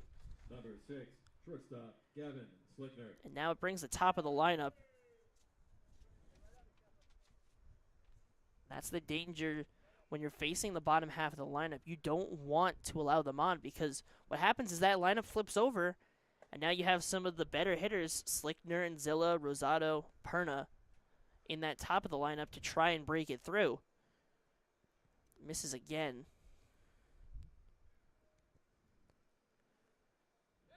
Pickoff attempt. He'll get back safely.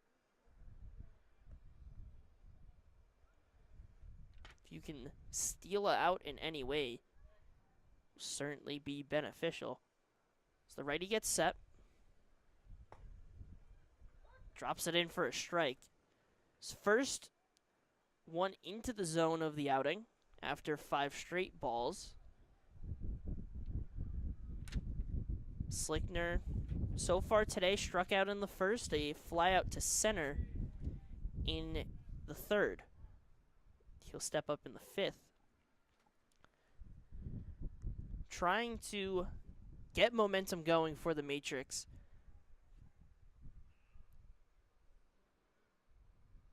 Safoshnik delivers to 1, misses outside. 3-1. 8 pitches so far. It was a 4-pitch walk, and now 3-1 in this count. Really having trouble with command. That was one of the major hardships for him in his only relief appearance of the year. And in a hitter's count, Slickner gives it a good look and will take a walk. Back-to-back walks to start the inning. The Matrix are starting to get going. That's not what you want to see if you're the Generals. Not what you want to see if you're Safoshnik as well. In that aforementioned relief appearance, it was against the Mercer Mammoths right here at Moody Park on May 30th. He came in, was only able to record 1 out across 10 batters faced, gave up 7 hits, 8 earned runs, and 2 walks, no strikeouts as well. Gets the first pitch into Damanzilla for a strike. And the interesting thing is when you look at the metrics for the Matrix, while 5th overall in runs, RBIs, and hits, the Liberty Division, that only places them in 4th for all those regards. But the one thing that helps them out the most, across the whole ECCBL, they strike out the least. So when they get these guys on base, you are not getting a free out. They are making you work for it. And with 1st and 2nd, nobody down, it puts a big challenge on the righty reliever. The 1-1 misses down and outside. Yeah, the Matrix definitely know when to be patient and when to attack. That's what Glenn Fredericks has prepared them for. This is a guy who has been around the game of baseball a ton. He's been a part of American Legion. He's been the head man over at Spotswood High School in New Jersey, and now here in the ECCBL, he is able to instruct his players and say, hey, hold off a little bit. Hey, this is when you should be aggressive. And he has a very good eye for that knack of the game. It's a good coach to be manning the ship of your team. And he's done a great job in settling this Matrix team into the league. It's a 2-2 in the dirt. And, I mean, that's a crucial part. This is a championship team from a different league last year. They were the champions of the ABCEL, another premier league in the tri-state area, now coming to the best league in the tri-state area for collegiate talent, trying to keep that up. He knows how to make winning teams and how to instruct them to that. That's the reason why they're 7-3 this year, because of him. Full count, runners on first and second, and a third straight walk will set the bases loaded with nobody down. And Braden Meskill going out to talk with his pitcher. Quite quickly, too. He ran out of the dugout to go and start talking to Brandon Safashnik. One of the more athletic coaches we're going to see in the league, not too far out of his playing days, as we've talked about quite a bit. Can get out to the mound and get back to the dugout pretty quickly. Already that mound visit is over. That's one heck of a ball player in his own right. Played at Notre Dame High School and then Immaculata University, as well as in the ECCBL, a part of the other Trenton team than the Generals, the Trenton Capitals. And now in his first year as a manager, starting to really figure things out as well. We talk so much about Glenn Fredericks. Talk about Brian Meskill. He can relate to players in a different way and give them what they want to get out of the season. First pitch on the outside corner for a strike. And I think that's a unique ability for him that he really takes pride in. When I spoke with him a couple games into the season, he said, man, I absolutely love being a manager. I love learning things. I love failing. I love succeeding. I love it all. And I just want to keep it up. Swing and a miss, 0-2. And Meskill is one of the great coaches. I mean, the coaches across this league are great to talk to. But Meskill is almost closer to our age range, so it makes it so much different and so much more unique. But all these coaches are really give us some good information, really great to settle in. It's an 0-2 count, moves to 1-2. And I'm sure some of that insight that we get in our own right is given to these players. They are able to impart their wisdom, and they've seen a lot of baseball, whether it be from a playing perspective for Brian Meskill or from a coaching perspective for Glenn Fredericks. They know the game of baseball really well, and it helps these players get what they want. The 1-2 just misses that lower outside third. 2-2. Every player comes into this summer season saying, there's something I want to go back to college with, that maybe a new skill set, maybe improving on a certain skill set. Come as a new player. Exactly. Brian Meskill certainly able to help out with that. Safashnik, sky to center field. Francis will get under it. We'll see if Spatafor decides to tag. He will fake and not go. A big bounce, but gets to Howland cleanly. It's always a big question of how is that ball coming in on a hard throw going to get to that catcher. We see a lot of them go arid sometimes just because of the nature of this infield, but gets it in cleanly, shallow enough for TJ Francis to get in, and when it's that shallow, you don't really have the need to run. Yeah, and he tracked it down really well and immediately went with the throw. It holds Spatafora on third, and after the 3 walks in succession, now with 1 out, a chance to maybe start getting into a position to get out of this inning and maybe even start thinking about, hey, there's a chance to get out of it with no runs. It starts here, though, facing Perna, one of the best hitters on this Matrix lineup. Safashnik delivers outside, and when you look at Perna, we talked about him a lot, but at the plate alone, 8 for 28 coming into the day, 286, 459, 679 is his slash line. 3 doubles, a triple, and 2 home runs, amounting to 5 RBIs and 11 runs. It'll be chopped foul. So, a extremely productive hitter so far in the ECCBL season, but also in 2026 in high school was 329 average, 457 slug, 22 stolen bases, and he had 10 extra base hits. He's committed to Manhattan to play in the Metro Conference. But here with the bases loaded, a big spot for the Matrix to try and break back in. Pitch just misses on the outside half. 3-1 now the count. Spatafor, the catcher, on third.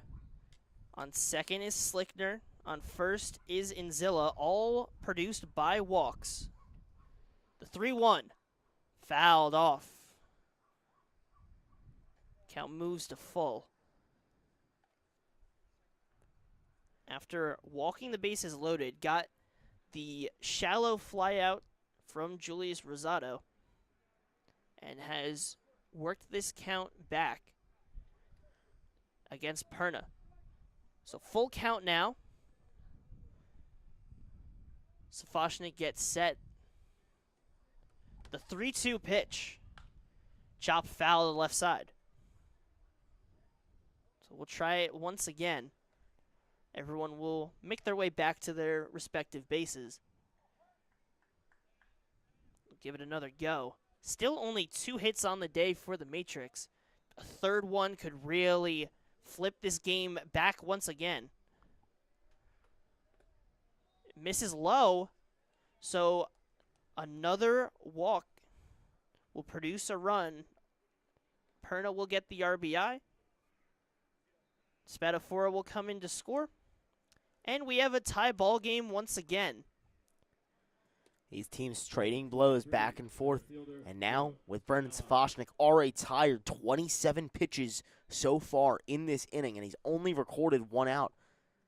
There's a chance for maybe more. You've tied this thing up at 5. Now you want to strike for more and more and more. And it's going to start with Joey Spinell, a really strong hitter right here at the plate. Yeah, we talked about coming into the day having a really strong ECCBL campaign.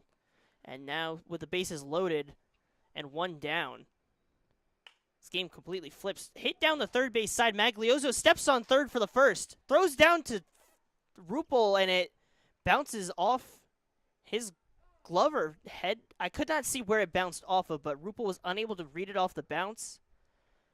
And the run will come around to score. Second out of the frame. And see, it seems like he's okay. Caught him in the glasses, it seems. So he will be okay. But as a result, 2 runners will come around to score. Number 40, first baseman, Ty Kovalakowicz. Or one will come to score, rather. They got the force out at third. But then the throwdown, we're unable to get the out at first. The Matrix take a 6-5 lead. First pitch to Kovalakowicz, misses low.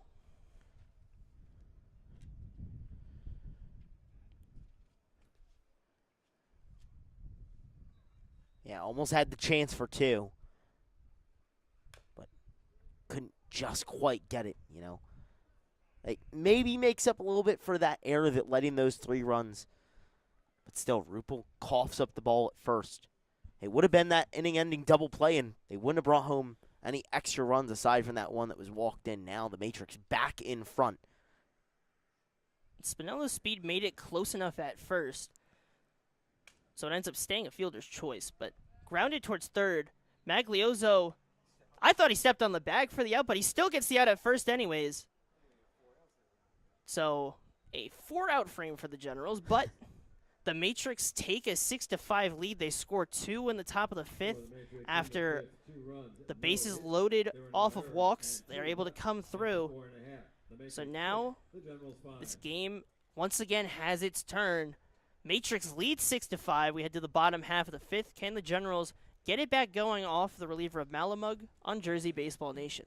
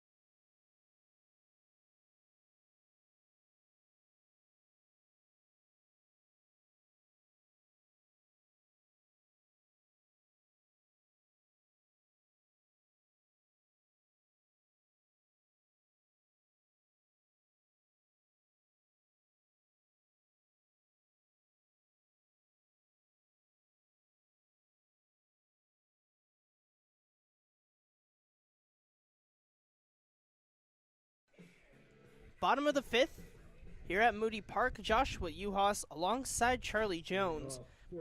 And a chaotic first half of this game. We're just about halfway through, and a lot of action so far. Yeah, really back and forth, and a little bit shaky on both sides. Lucas Malamug back out there now for his second inning of work, and in his first gave up 3 runs. However, the Matrix fought right back and forced their way through, knocking 2 across home plate. 6-5 Matrix, and now it's all about the bullpen. These 2 guys who have already thrown for the Matrix and the Generals are gassed. It's all about how long can they continue and who's up next. We thought a lot of that work was going to be on Blake and Koch, but it seems like most of the extension work is going to have to come from these relief appearances, especially with how these innings have gone down. 5 runs alone in the last 2 half innings. 1 and 2 to Sergio Hernandez, the 9-hitter playing second base, grounded out to short in his first at bat, then the inning later struck out with the bases loaded. Fouled off to the right side. The pitch count already up for Malamug and Safashnik, the first guys out of the pen on both sides. Safashnik for the Generals through 32 in that inning of work here. Malamug now already up to 29 with only 4 pitches thrown here in his second inning of work. And this is where the biggest learning spot for anyone watching these games is okay, you had trouble the last inning, but you're always going to have trouble across whatever season, especially as you get higher in competition. It's how do you respond? Are you able to get out of it? And how do you respond the following inning? You got 1-2 count quickly to Hernandez and gets the fly out to center. Spinello got under to make the play. So he finds that first out quickly after the previous inning where it started with a leadoff base runner. So a little bit of a cleaner beginning for Malamug. Yeah, definitely off to a better start than his last time up to the mound. And that's crucial for the Matrix, They are already on this little bit of a skid, not crazy, but losing 2 in a row is uncharacteristic for New Brunswick. You don't want it to snowball. Exactly. Right here against the team that's below 500, you have to come away with a win, regardless of how you fight your way to it. It starts now with Malamug rebounding from that last inning, had a little bit of trouble, got to just find your way through. 1-0 misses outside, or actually catches the outside part of the zone. So 1-1. And it's funny we're talking about snowballs, and it's summer. But that's always the fun of the English lexicon, is you just kind of have terms that get coined in different spots. And then when you take a step back to think about it, it's always so funny. Hey, I'll tell you, after this winter that we had in New Jersey, I wouldn't be surprised to see a snowball here in middle of June. You really never know. Francis hits that hard to the third base side. This time Rosado fields it cleanly, throw over to first in time. So 2 outs in the inning. And now it'll be the DH of Carlton Crane. Number 8, the DH, Carlton Crane. So these 2 high school products will face off once again. Last time Crane put it in play, it was a miscue from the second baseman of Perna that allowed him on base. Yeah, stepping. That ball that first time up for Crane against Malamug kind of just ate Colin Perna up in the infield. One of those wicked Moody Park hops. And it's one of those, like, in the stat sheet, not going to show up well, but it was hit fairly well. Unfortunately, with it being an error, won't count to his tally, but it's one of those unwritten parts that it doesn't show up in the stat sheet, but it still is an impactful play. For sure, and that error proved costly. It was one of the things that kickstarted that 3-run fourth for the Gents. 2-0 in the dirt.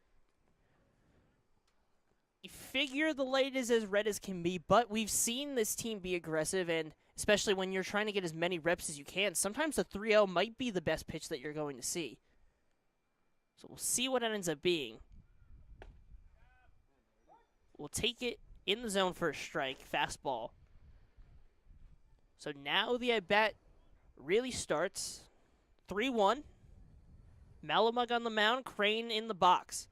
And he will chop that on the ground to Perna, this time fielded cleanly. And a 1-2-3 frame for Lucas Malamug. Really settles down after the struggles in the fourth, a 1-2-3 fifth. And we head to the top of the sixth. The Matrix still trying to get that third hit and just extend that lead that they have produced so far. Stay tuned on Jersey Baseball Nation.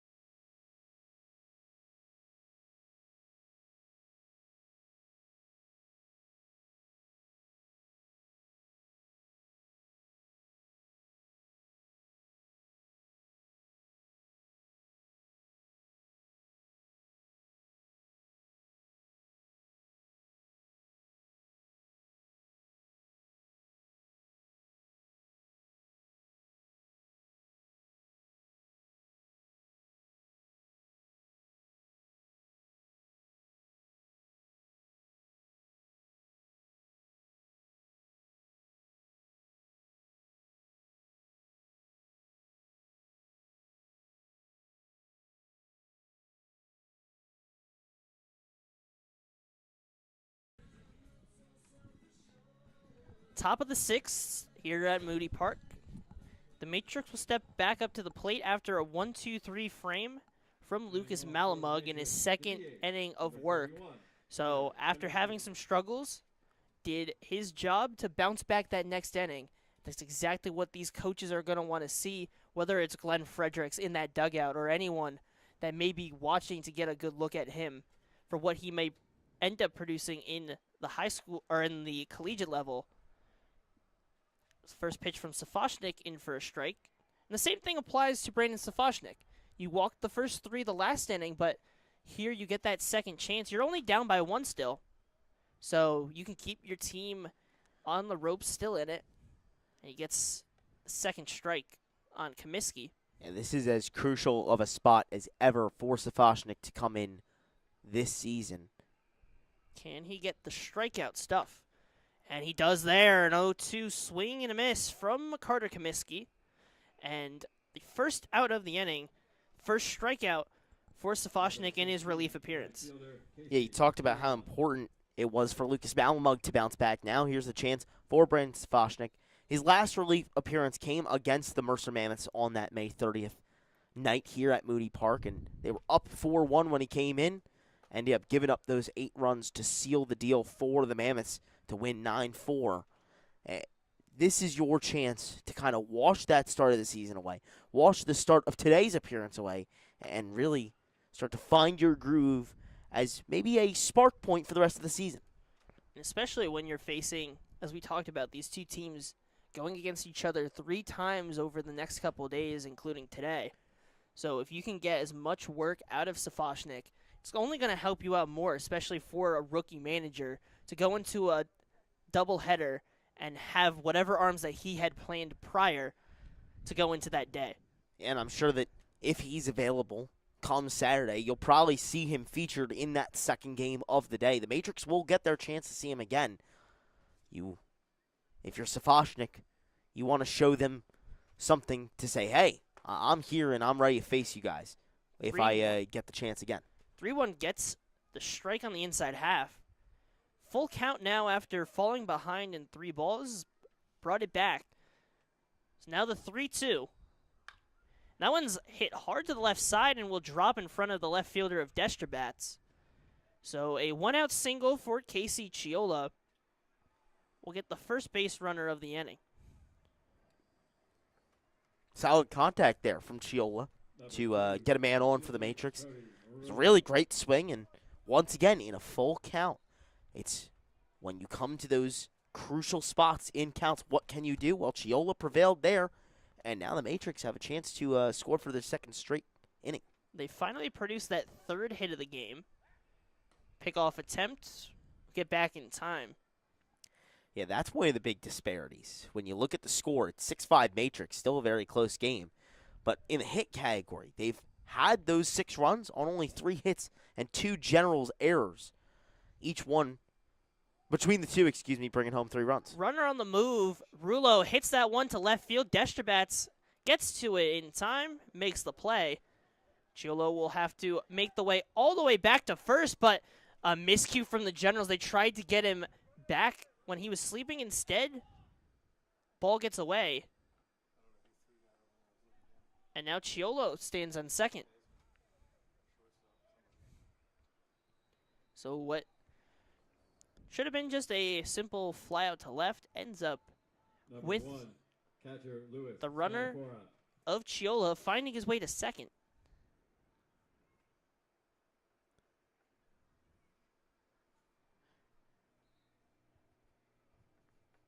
So now, with a runner in scoring position, steps up the catcher of Lou Spadafora. First pitch in for a strike.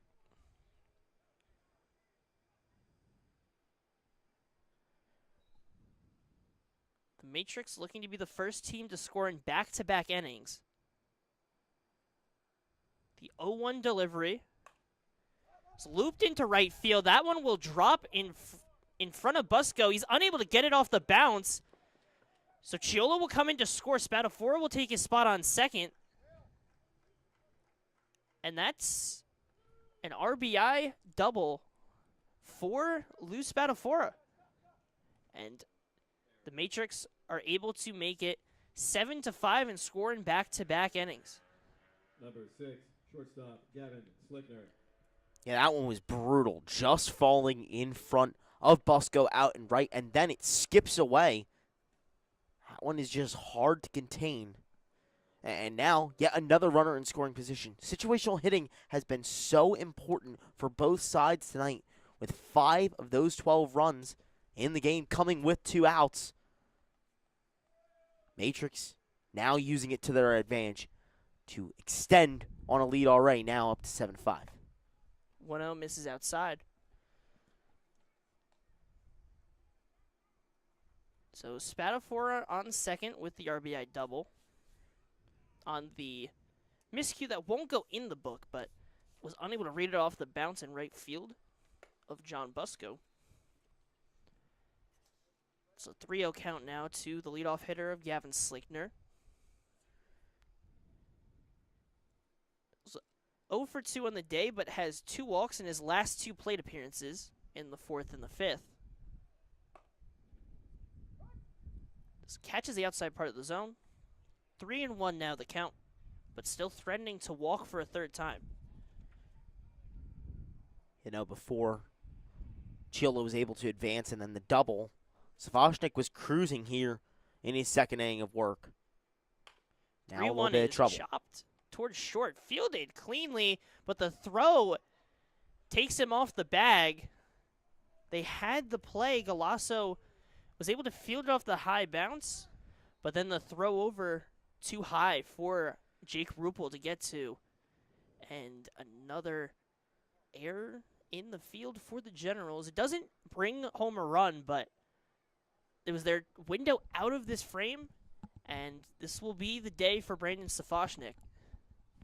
So he'll leave 2 runners on. We'll have a pitching change.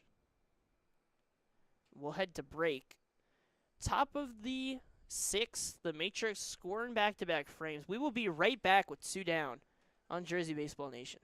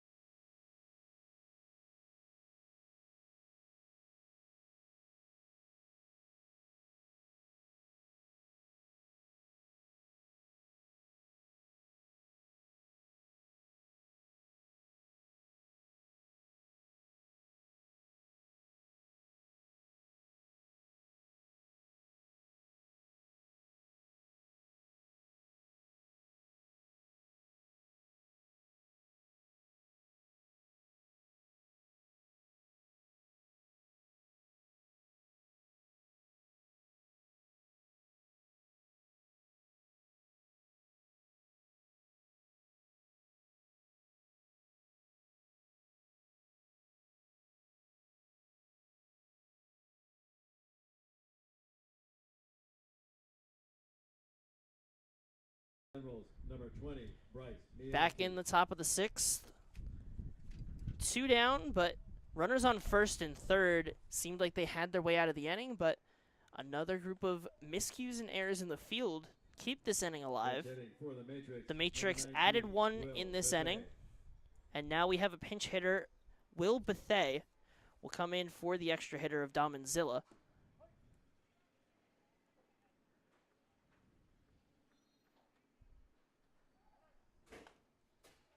Slickner was on the move, but fouled off to the right side from the pinch hitter.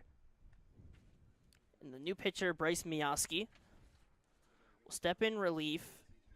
So far this season, 2 games pitched, started 1, 3 innings, a 1-0 record, allowed 2 hits, 2 runs on 2 walks, 2 hits. Pitch misses high. Slickner will steal second. 2 runners in scoring position with 2 down. Miyoski trying to work them out of the jam. They had their way out, were unable to bring it to fruition. They'll try it again. The Matrix have scored 7 runs on just 4 hits. 1-1 misses outside. Yeah, you know, you'll take them any way you can get them, but this has been just brutal for the Gens when it comes to errors. We've seen it with a lot of teams this season have troubles with them, but less with the Gens. They've played some clean baseball here at Moody Park, unable to do so today, and it's come at their cost, now down 2 runs. 2-1 misses high. 3-1. Spatafora, the runner on third, had the RBI double that produced the run scored this inning. Slickner on second. Will Bethay, a big swing on 3-1. Pinch hitter will now see a full count. Runners on second and third. There is an open base if he is to walk. 1 single you figure could bring around 2 with the speed of Slickner. But we will not see that. Bethay will take a pinch hit walk. Now the bases are loaded for Julius Rosado. So far on the day is 1 for 3. A 2 RBI single in the third. Flew out to center in the first and the fifth. So he's been putting the ball in play. And with the bases loaded, a chance to break this game open. In a big way at that, too. Already up 2 with 3 runners on. Could really separate the Matrix from the Gens. First pitch misses. And, you know, you look at what the Matrix have been able to do today, and more so it's been what the Generals haven't been able to do. 8 walks issued by the Generals pitching staff. We talked so much about the Matrix pitching staff pregame, saying they're the strong suit. Well, today, rather than the Generals getting to them, it's been the Matrix been getting to the Generals on the pitching side. That one misses. And, I mean, you just look at the box score alone. They're out hitting them 9-4, but yet are trailing 7-5. Brutal if you're so Braden they've had Mesco. their chances to break through, and they had some timely hitting throughout this game, but there's also those periods where they did not get the hits they needed. They left 2 times with the bases loaded, did not produce a run out of those instances. And you have to think that now that's coming to bite them even more. We thought it was going to bite them earlier, but it's really hitting them hard now as they're making a couple mistakes. They didn't have those runs to back them up that they would have had if they were able to come through. But a 3-0 count, nowhere for him to go. And he misses high. Does not get the call. Spatafora will come to score Julius Rosado with a bases-loaded walk. So everyone will move a base. And an RBI, his 3rd on the day. This time by the free pass. And the run will be tallied to Safashnik. He left Spatafora on the base pass. Meeting on the mound between Howland and the reliever Miyoski is done. He'll make his way back behind the plate. And Colin Perna will step up with the bases loaded. So it was already dangerous with Rosado, who's been a hot hitter on the day. But you go to Perna, one of the hot hitters on the season. First pitch fouled back to the right side. Yeah, Perna has been very strong at the plate. But he's also been very disciplined, too, you know. We've already seen a lot of walks from the Gens. I'm sure he'd be happy to take a walk and extend that lead to 4. Going to be a very crucial at-bat to see how the rest of this game could go and see how long Bryce Mioski can go. A 1 misses outside. And you have guy committed Division 1, as we talked, to Manhattan. Has been really strong. If you just take that out of the equation, just when you look at only his ECCBL numbers, still very polished player so far. 1-1 from Mioski is chopped foul to the left side. Slickner, the runner on third. Bethay, who pinch hit for Damanzilla, is the runner on second. And on first is Julius Rosado. Walked with the bases loaded. They moved stations. And with 2 down, Mioski just 1 strike away from getting his way out. The 1-2. Sky to the right center gap. Francis got a good jump on it. Will get to it in right center and make the play. So what could have been a more dangerous frame, they're able to escape. And the Matrix hold an 8-5 lead. We'll head to the bottom of the 6th. The Generals will have to get that offense back going. Expect Malamug back on the mound after a strong work in the previous frame. So we will see how it ends up playing when we head to the bottom half on Jersey Baseball Nation.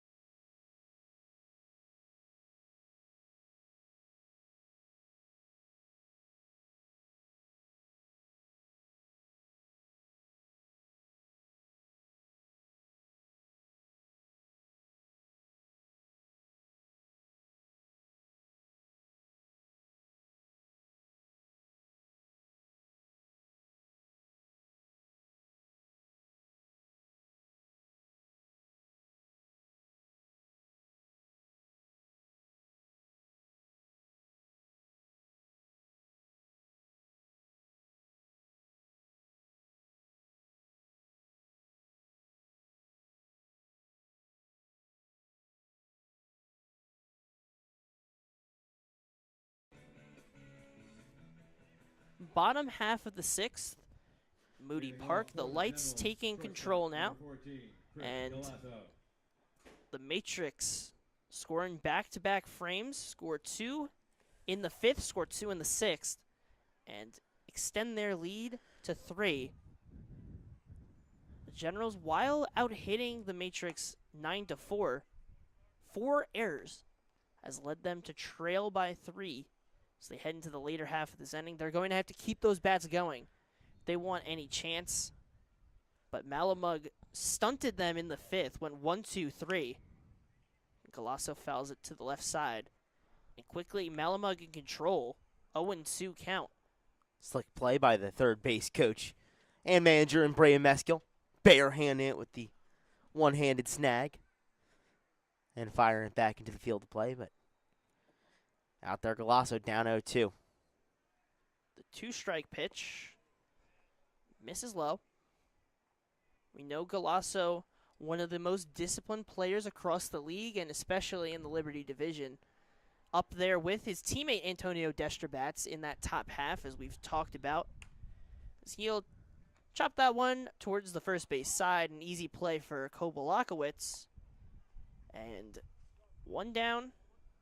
Already in the third inning of work for Lucas Malamug. Yeah, and Malamug, you could hear it. He's had a little bit of trouble through the first 2 innings of work, now here in his third. Those first 2 innings were 39 pitches.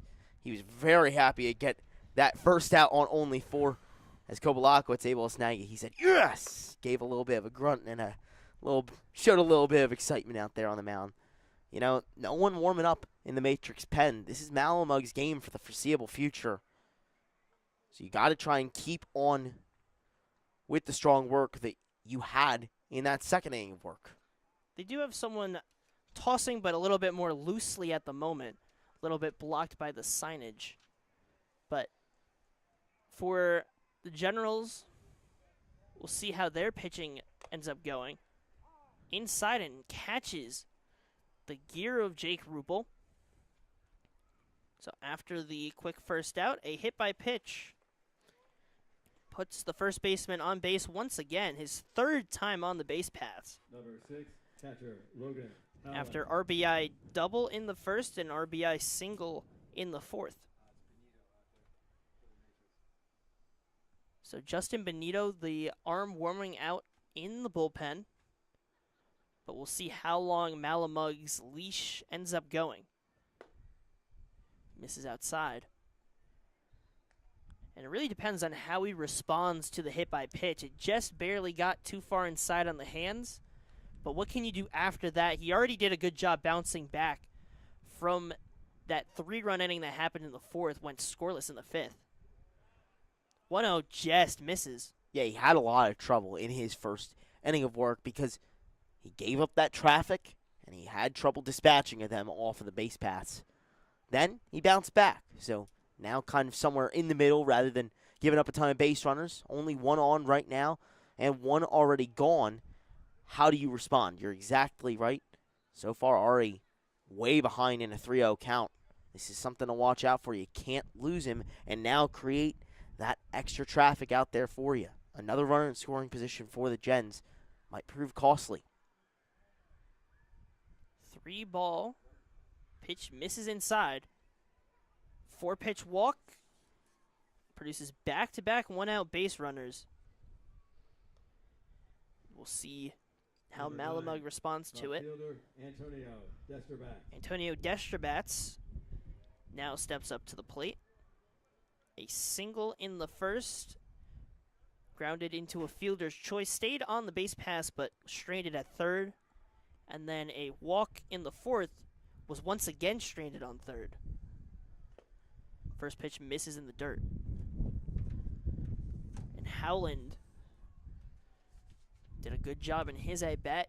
Found his way to first. Ruppel got hit. That's how he made his way to second. Destrabats trying to keep that 1-out kind of rally going. On the move is Ruppel. Does not slide. He outruns the base, but either way was called out on the tag. Did not decide to slide and gets caught stealing at third.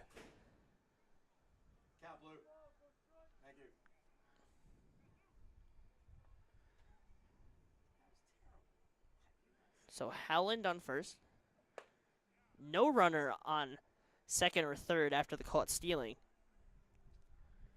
Yeah, I caught stealing. A knock on Jake Ruppel's day. Didn't slide. Ran over the bag. And now Malamug only 1 out away from getting out of the inning. Where you had him on the ropes. You got 2 guys on base in a row. Hit by pitch and a walk.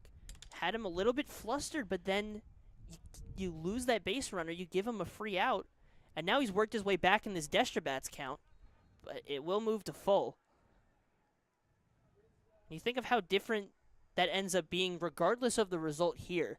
If Destrabats gets out, you put yourself out of this inning. If you get on base with a walk, you could have had bases loaded. Fouled off to the left side.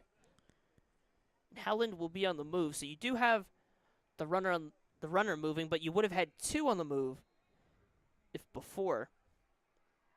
However, they're going to have to put that behind them and find a way, and that's going to have to come from Destrabats. Foul it off again. So after falling in 2 strikes, has done a good job to keep fighting, and that's where you never know. If you just keep it going, you never know what result it may produce. Yeah, we've seen the battles end up bringing runs for the Matrix. Now these battles got to try and bring runs for the Generals as another foul ball. So this at-bat will keep going.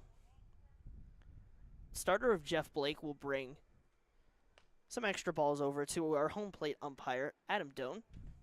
Our field umpire of Hector Rodriguez. We've talked so much about these battles. This time it's the Gens battling. This one will be the 9th pitch of the at-bat. The righty of Malamug delivered to the lefty of Desterbats. 3-2, Howland on the move. Called strike 3 on the inside half. Desterbats thought he had a walk. Called on a swing. Manager Brain Mesca will have a talk with Adam Doan. Ends the threat for the Generals. After they got 2 runners on, they are unable to come through. So we'll return. Bryce Mioski will head back out on the mound as the Matrix lead 8-5 here on Jersey Baseball Nation.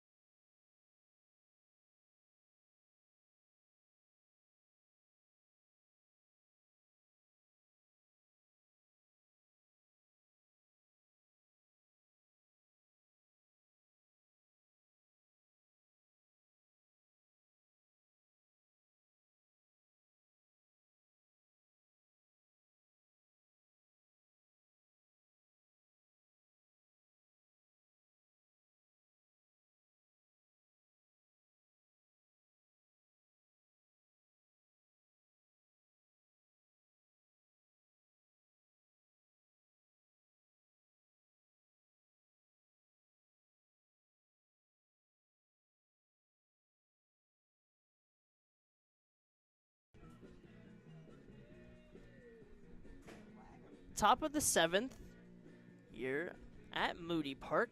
Joshua Yuhas, your play-by-play broadcaster for the night, alongside Charlie Jones, color commentating and producing.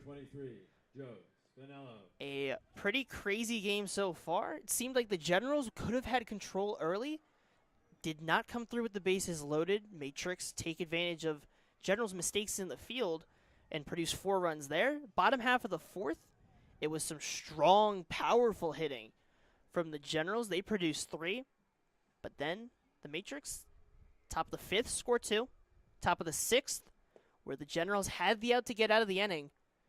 A throwing error kept the inning alive and ends with 2 runs and a 3-run lead for the Matrix.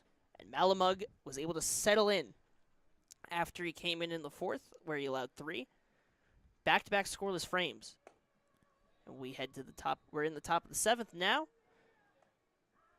And the Matrix trying to extend that lead. So a 2-1 count to the first batter of the inning. As Joey Spinello hits that to the right center gap. TJ Francis got an incredible jump on it. Had eyes for the gap. If it was not for that quick jump and speed from TJ Francis, could be eyeing a double or a triple depending on the roll. Instead, a fly out to right center. Yeah, Francis has shown some serious speed out in the outfield. He ranged to the left for a really tough play and ranged to the right for that one. Having a good night out in the outfield, and there's a chance we'll see a little bit more of him, maybe a little bit closer to the infield come a couple innings from now. Strike in there to Kobalakowicz. As due to the availability issues for the Generals, it is rumored that Francis would be the next guy to come into pitch if Miyaski is unable to go the distance. Kobalakowicz skies it high into center. Francis trying to get a read on it. He didn't see it at first. Finally gets a sight on it. Moves over to the right center gap and makes the play, but a bit scarier than Francis wanted. But either way, 2 outs, both flyouts to that right center gap. Yeah, I don't know that anyone saw it until Francis was able to spot it at the last second. Sergio Hernandez, the second baseman, looked up and went, I don't know. Francis ends up finding it, though, for the second out. The Generals have needed a quick inning desperately. Have a chance for it right here. First pitch strike. And that's one of the most stressful feelings is you have to find that ball within the next second or two to have even a chance at it. Luckily, he was able to do it. Is another strike in there to Comiskey. If he doesn't catch that ball, and it does help that it is the night sky versus a blue sky. If blue sky, you figure that might have fallen down. It would be hard to re-find the ball with it being bright and blending in. But with the night sky, able to get it in time and get the read to get over. And once again, showcasing the speed. Spots it and then immediately speeds his way over to make the play. Miyaski's 1-2 misses outside. Miyaski way more economical than his first inning of work.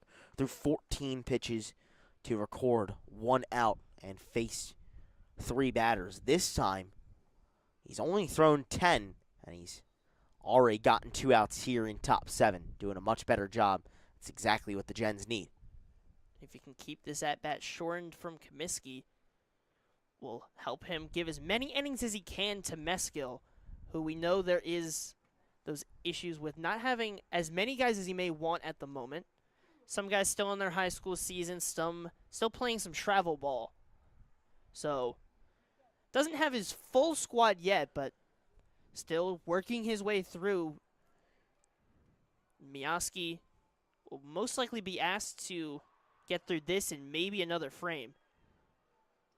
So the count moves to 3-2.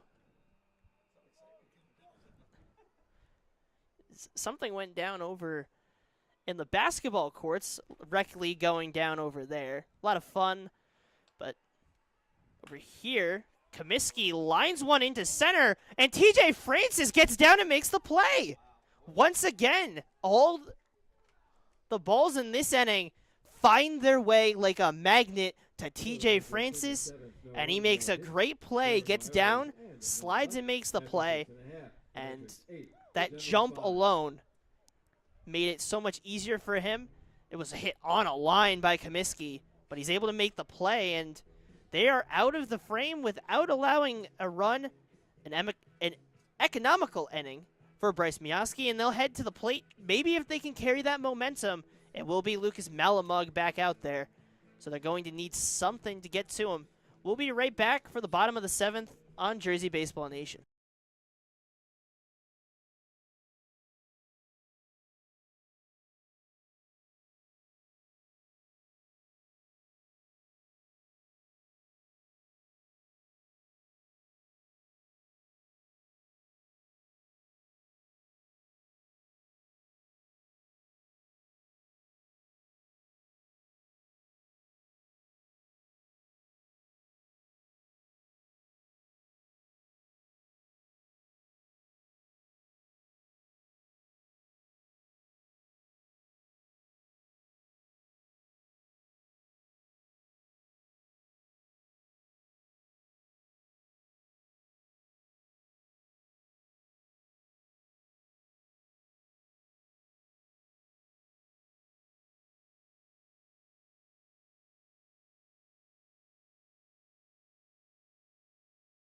For the Generals, right fielder, number 30. Bottom of the 7th, John Busco will start against the right-handed reliever of Lucas Malamug, came in the fourth after John Koch went 3 innings, allowing just 2 runs. And a ball to start. See if they can carry the momentum from the field. TJ Francis had some strong jumps, all of them flyouts and lineouts to his way. The first 2 to right center, where the second one took him a bit to get a read on it, then got to it. And then that last one got a good read on the liner, got in front and dropped down to make the play. So a scoreless frame that may help them out if they're able to bring that energy into the bottom of the 7th. But Malamug is carrying energy of his own. Has thrown 2 straight scoreless frames, was 1, 2, 3 in that 5th. In the 6th, got into some trouble, but a 1-out caught stealing and then a strikeout saved him from that inning. Busco fouls that to the right side. So now here, once again, starting strong, a 1-2 count. He's carrying some strong momentum and helping out head coach Glenn Fredericks for what he may have to end up using on Saturday. Lined up the middle, his second single of the day. John Busco gets on base to lead off the frame. And the Generals reach double digits in the hit column, but they're going to need much more than that if they want to cut down this 3-run deficit. Number 21, third baseman. Yeah, you know, the Matrix have just been more consistent at the plate so far tonight. But the Generals have had those 2 innings where they really put things together. They had 2 in the first come across home plate, 3 in the 4th, trying to find another one of those big innings. And it starts with getting the leadoff man on. Both times that they had those runs come across home plate in those innings, the leadoff man got on. They're doing the same thing right here in bottom 7.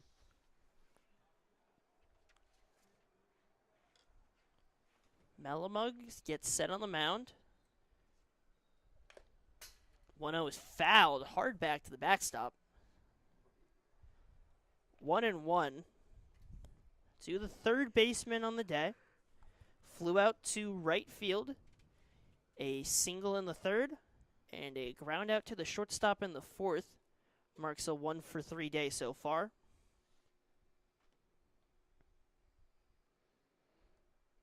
Malamug gets set. The 1-1 misses outside.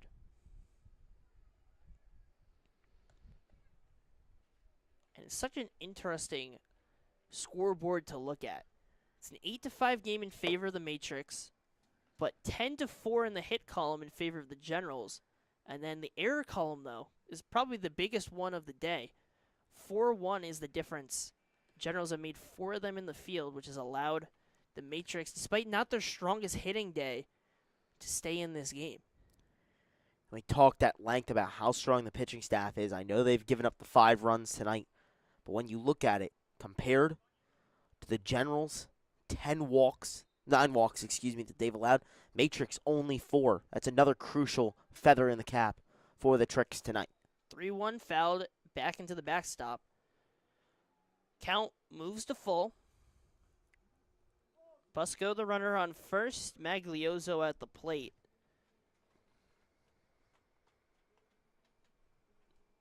Maglioso awaits. The 3-2.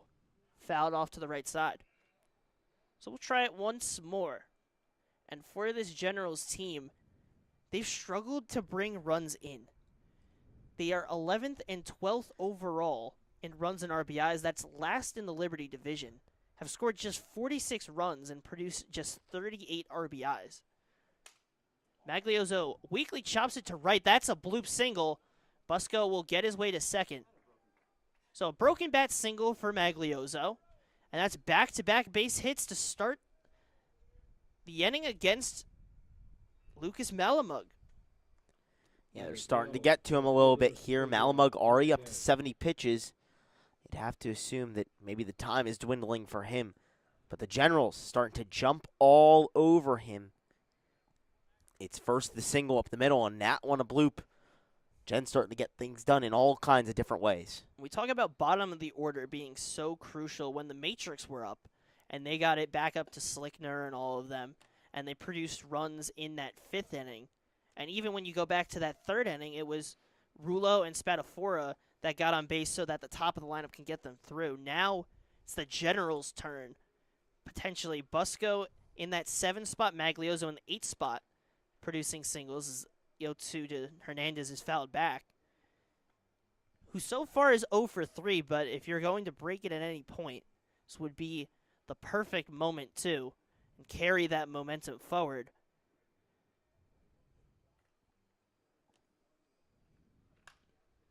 Foul it off to the right side once again.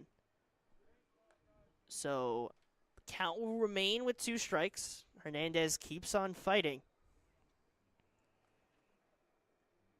After back-to-back singles, what can the 9-hitter produce? The 0-2 misses outside. In this bottom of the 7th, you're down to 9 outs left to work with. So you may not have come through with the bases loaded earlier, but a big chance. This is grounded hard, bounces off the glove of Malamug, and nowhere to go. An infield single for Sergio Hernandez. A tough play for Malamug. Got to him very quickly, hit off his glove, and really no chance for Rosado to get to it in time. Bases loaded with nobody down.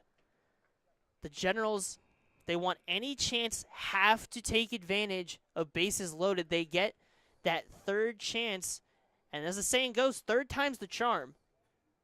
Is it going to be that case for the Generals? I mean, we'll have to see. They've left 10 on base today and 2 bases loaded situations squandered. Another one here, this time with 0 outs. It is crucial, and another instance of really hard contact. It goes right off the glove of Malamug and skips out to an unplayable situation. Now with the bases loaded, what can you do? You got good runners on the base paths and a strong hitter at the plate taking his 5th at-bat of the night. Busco on 3rd, Maglioso on 2nd, Hernandez on 1st, and TJ Francis, who started maybe getting a little bit of this energy going with those plays in the outfield in the last half inning. And a chance to carry that momentum. Fouled off to the right side. And at the plate, had a single and came around to score in that first inning, then had a single in the 4th. So he's 2 for 4 on the day, and with the bases loaded, trying to carry the momentum from the field, Ray made a nice play. And we'll see if he can do what he's able to do in the field, where he brought this momentum and energy back into this Generals team. Can he let that energy out and send this one to a gap, and that will produce a couple runs, or just put it in play? We know the speed that Francis has. He can make those plays challenging. We'll see what Francis is able to do, and if Malamug can escape the jam. A big swing and a miss on the 1-1. Yeah, that one ran way inside, and Francis decided to unload the bat off the shoulders. We know he's very powerful, but maybe just trying to do a little bit too much there. And that's one of the things when you get bases loaded. Sometimes you get that mindset as a hitter, like, I want to be the big hit, the big hero. Misses outside. So that's always a fight in the batter's mind that, yes, it is a big spot, but you have to kind of settle into a blank space in your mind. They'll take the runs any way you can get them. And that'll be Francis's job against Malamug, the 2-2. Dropped in for strike 3, and he knew it. A strikeout looking brings up Carlton Crane. Number 8, the DH, Carlton Crane. Once again, these 2 high school stars will match up again. And this one, the biggest of all. The bases loaded. Malamug on the mound, Crane in the box. Take the first pitch, misses high. 2 Division I commits, as we talked about earlier. FDU Teaneck for Malamug, Rider University for Crane. That one's popped high into foul ground, and Crane will take a sigh of relief. It will go out of play. And that's one of those swings where the base is loaded, your heart drops, because those pop-ups give that free out and also takes that bat out of your hands, but it doesn't leave him just yet. He's able to keep it close enough. Yeah. So 1-1 count. Definitely new life to work with here. Hernandez on first, Maglioso on second, Busco on third, all by singles. 1-1 misses outside. Carlton Crane will try to break this game through and get the Generals that much closer. The 2-1. That one's lined to right field. That will be a base hit and bring home one. Chiolo will get to it, and a relay to the plate. Kobolakowicz not able to get to it in time. So Maglioso slides in safely as well. A 2 RBI single from Carlton Crane brings the Generals in striking distance, and runners sit at the corners now. The Rider commit wins that battle. And a little bit of a stampede going on here for the Trenton Generals, trying to make their way back against the Matrix. 14, shortstop Chris Galasso. And, you know, they might have had a chance to get Maglioso at the plate, representing that second run that comes across on that 2 RBI single for Carlton Crane. They didn't realize Kobolakowicz caught the ball and then looked up and saw Maglioso crossing home. Generals now fighting back in a big way. Crane already on the move, and that's 2 runners in scoring position as he steals the base. And this is what adding a guy like Carlton Crane can do. And that's why it's going to be so interesting when all these teams are at full strength. Because these teams are missing some guys that have some incredible contact tool, power tool, speed tool. So that one's fouled off. And you look at Crane, one of the best contact tool guys you can find at the high school level, and some top speed to pair with it. And it's really helped this team get going. And also just the base hits. They're seeing Malamug pretty well. Despite having that little stretch where they struggled, they're getting back in that groove. The 0-2 misses outside. And Galasso, as disciplined as they come. Runners on second and third. Hernandez on third base. Crane with good speed. Any base hit could score him from second. The infield is playing in. The 1-2 misses outside. It all goes back to getting that leadoff man on as well. They've brought already 4 hits and that firepower here in the bottom of the 7th.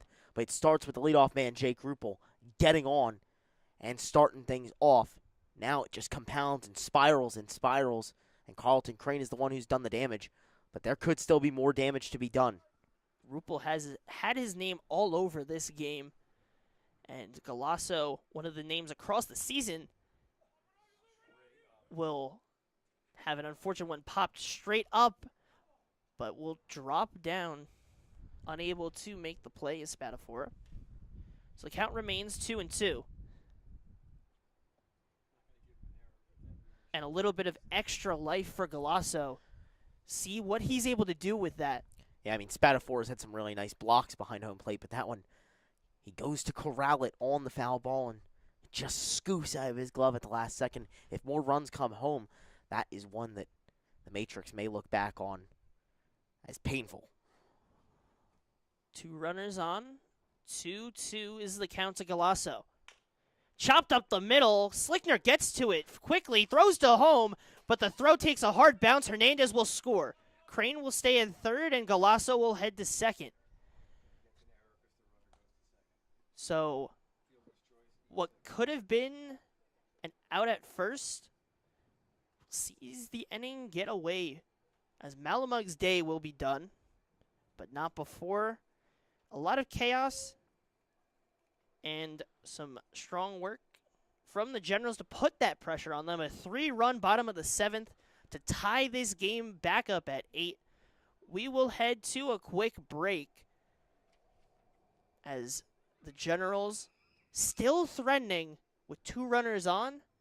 Tie game at 8 and only 1 down. What can the Generals do? We'll be right back with the new pitcher and his stats when we return on Jersey Baseball Nation.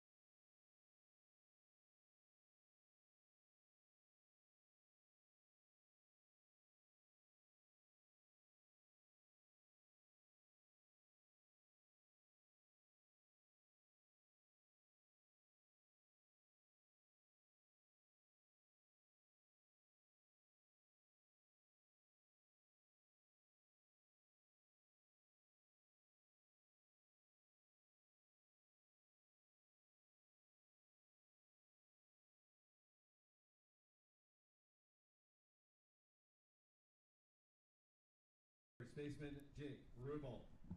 We are back with a new pitcher. Justin Benito will step up with runners on second and third. Chris Galasso on second after the error from Gavin Slickner. Carlton Crane, the runner, on third. And a guy whose name has been all over the stat sheet today and just in verbiage, Jake Ruppel. He's done an incredible job across this game, finding his way on base. With this game tied, can they take advantage of the mistake once again? 1-0 in for a strike. And on that grounder by Galasso, you figure there was the chance to throw it to first. The runner had a good jump from third, so it really would have taken a perfect throw. But one down as a result. And Ruppel will loop that one to right field. A broken bat RBI single. Crane will come in to score, and Jake Ruppel continues his strong day. And a 4-run bottom of the seventh. Jake Ruppel gives them that 9-8 lead. It's a crucial at-bat for Ruppel, and he comes through massively. Now, once again, another big inning. First it was 2 in the first. Then it was 3 in the fourth. Now it's 4 here in the seventh. And they are all over the matrix. The threat is nowhere near done. Still runners on the corners. Now one hit to the left side by Howland. He'll throw it over to second for one. Stretch from Kobalakowicz, but Howland beats it out at first. Strong hustle keeps the inning alive. But they do get that second out of the inning. Number 9, left fielder Antonio Destrabats. Yeah, that one a little bit of a dampener on the rhythm for the Gens. That's a very effective out. Everyone has to stay, well, I should say Ruppel out at second. Howland replaces him at first, and Galasso forced to stay put at third. Still a one-run ball game. These two teams fighting for position back and forth and back and forth. That's a trade you can accept. For sure. It's not one of those trades where you allow a run. You just let him an extra base, but you get that second out. It's the 1-0. Misses in the dirt, but right under the catcher. Spatafora. So 2-0 the count. Runners stay put at first and third. The Generals have broken through in this inning. It started with 3 singles in a row, then broken by a strikeout. It was another single that brought in 2 off the bat of Carlton Crane. Inning kept going after an error from Slickner. And we get to this point where we have runners on first and third still. 2 down and a 3-0 count to Destrabats, guy we talk about. Incredible ability to walk. You figure might be as red of a light as we've seen. And the pitch misses high. The bases are loaded again. Antonio Destrabats doing what he's done best so far this season. And once again, another bases loaded position for the Generals. And now they've batted around in the inning. Everything working so far offensively here in the bottom of the seventh. And they're still looking for more. I don't know if they'll get it. We'll have to see. So it was 3rd time's the charm with the bases loaded. Now is it 4th time's the charm? I don't know. Is there a saying for 4th time? Because it's always 3. It's always 3rd time's the charm, but it's never. We never get to that 4th part. Has there ever been an established statement? Creating new phrases. Why not? But John Busco led off this inning with a single, came around to score, and that one's roped to left field. Rullo will get under it, but he doesn't make the play. He drops it. Galasso comes in to score. Howland comes in to score. 2 runs come in. Busco hit it well, but a play that could have been made. Destrabats on third, and still runners on the corners. And they have an 11-8 lead now. They've scored 6 in the bottom of the 7th. Number 21, third baseman. They are really finding their groove here. And, you know, that one is just unfortunate for Rulo out in left. It keeps on trailing back, keeps on trailing back. He got a bad jump on it, but then he finally gets under it. And similar to that play that Spadafora had behind the plate where it scooped out of the glove, that one scooped out of the glove for Rulo. The Generals, that train keeps on moving for Trenton tonight. 6 here in the 7th. They only had 5 coming into this inning. They've already doubled up on that total and are starting to create some space between them and the Matrix.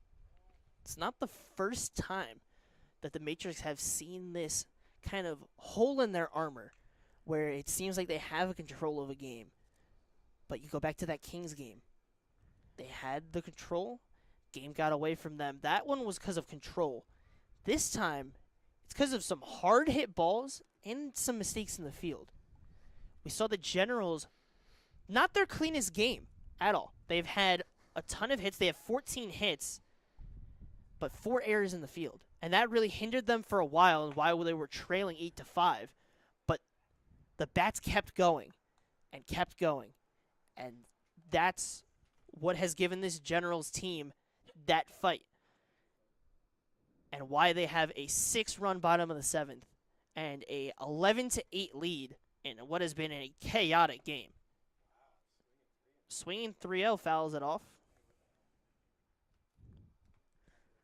Yeah, you said chaotic, and you were spot on. 7 errors, between these two teams. 18 hits and 19 runs. You never know what you're going to get on a weeknight from Moody Park. And we've gotten a pleasure here. And what should have been ball 4 is called on the swing.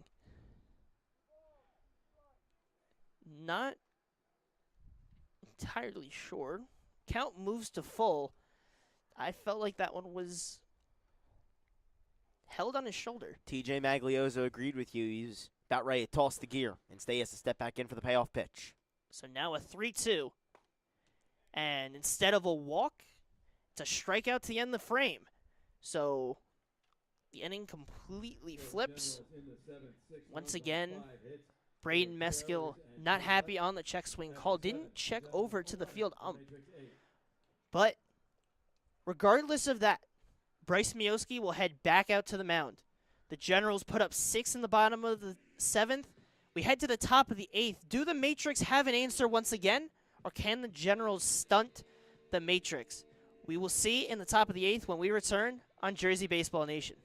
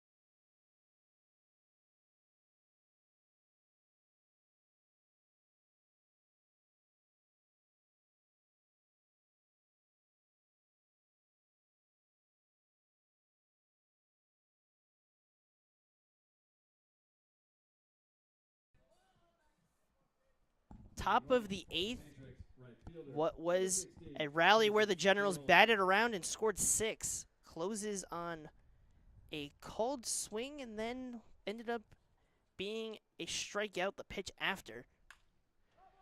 And now Chiola lines that one into center. Francis this time not able to make the play. You'll get in front of it.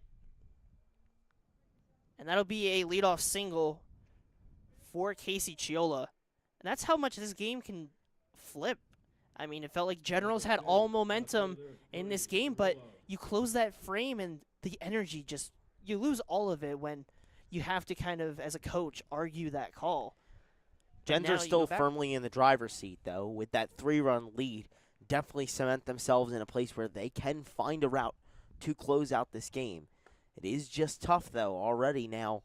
You've thrown 3 pitchers. You've now got another arm warming. I'm assuming that's their last of the night out there in the pen. And already with the leadoff man on for the Matrix, things could get dangerous at any moment. You know what New Brunswick is able to do and what they are capable of at the plate. Miyaski has done a good job stepping in. Chiola on the move, and he'll roll to center field, so Chiola will head to third. Stolen base and then an error.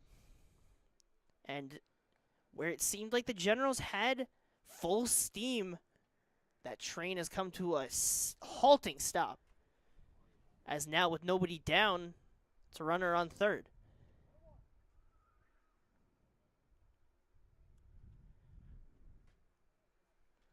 Just 90 feet away from home. Chop to the starter. Does a good job of keeping a look on Chiola. It's an incredibly poised play to not only have the eyesight to get that ball fielded in his glove, but to have the foresight to make sure Chiola doesn't sprint home, because we've seen the chaos that happens when these runners are moving to the plate, how quick that decision-making has to be. Certainly. And he does a great job and keeps that runner at third. Miyaski with a great grasp of the situation, and he forces Chiola back to third. I was going to say just about anything with 0 outs and Chiola on third would score him, except that. Except for that. That was one of the few things that keeps him on third. And it gets Miyaski the first out of the frame, who, in relieving Safochnik, has done exactly his job and has settled this game down for the Generals. Chop to second, waits on it and fields it cleanly, is the second baseman of Sergio Hernandez. It will produce a run, but they get the second out of the frame. The Generals lead this game 11-9. Shortstop, Gavin Slickner. Yeah, it's a run you can give up. I mean, you obviously want to hold on to this lead and keep it as large as you can as we come to the closure of this game. But you'll take that trade, get the runner off the base pass, and get that second out of the inning. Only 1 out away till you give your lineup another chance to go and hit and maybe extend with some more insurance. And because you took advantage of those bases loaded chances, what we talked about in the early parts where they weren't coming through and it was hindering them, now they were able to come through in the bases loaded situations, and it gives them that luxury. Fielded cleanly by Maglioso. The throw over, though, is high. Rupel not able to get the tag in time. Once again, Maglioso waits on it and fields it cleanly, but then the throw over just a little bit rushed. So the Matrix with a 2-out base runner now. Number 19, the EH, Will Buffet. And for the Generals, you hope that that mistake doesn't eat you again. Yeah, those are the things that have proved to be brutal tonight for the Gens. We'll see if this one affects anything. But the last few that they've had have really been punching as they've brought home runs for the Matrix. The infield having a tough time with the errors tonight for Braden Meskill's Trenton General squad. And that's something they're going to have to get in check. If they want to keep this hot streak going, if they are to pull out this win and get on a 3-game win streak, but even if they lose, it's still something that you want to get under control.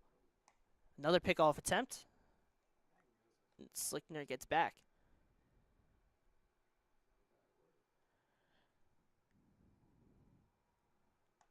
Another pickoff attempt. Slickner gets back. Technically, Miyoski was never stepped back on the mound, never re-engaged, so it won't cost him one of those points. Slickner on the move.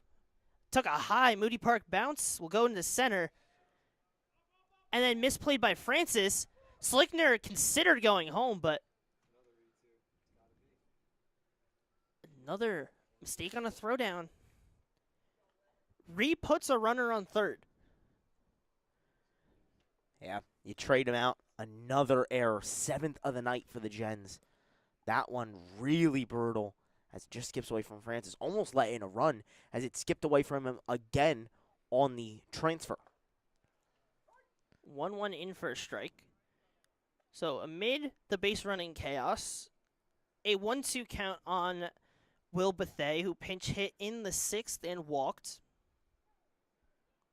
Came in for Dominzilla. 1-2 just sails up and inside. 2-2.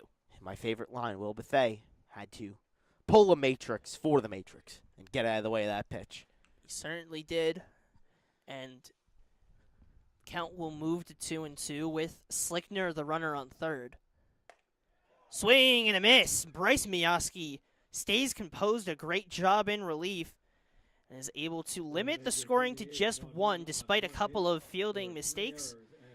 Generals lead this game 9-11, and in the bottom of the 8th, they are going to need some insurance runs. Can they produce them? We will see. Justin Benito will head back out on the mound for the bottom of the 8th. We'll be back on Jersey Baseball Nation.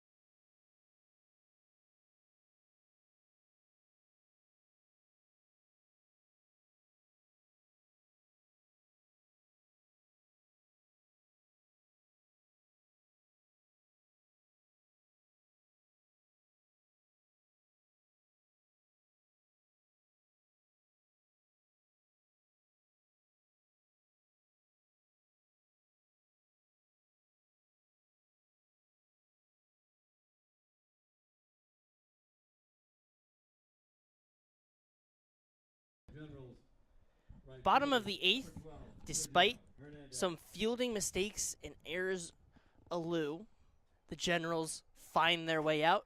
Bryce Mioski stayed composed, made a play in the field, and also was able to stay composed with his pitches and got himself out efficiently, allowing just 1 run in that top of the 8th. The Generals, just seeing how this game has gone, they need to grab some insurance because we've seen the momentum swing back and forth. Benito's 0-1, misses outside.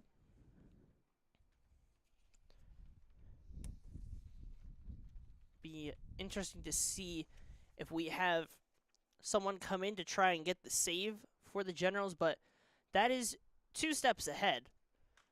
Job right now is for the Generals to get going. Hernandez flies out to left field for the first out of the inning.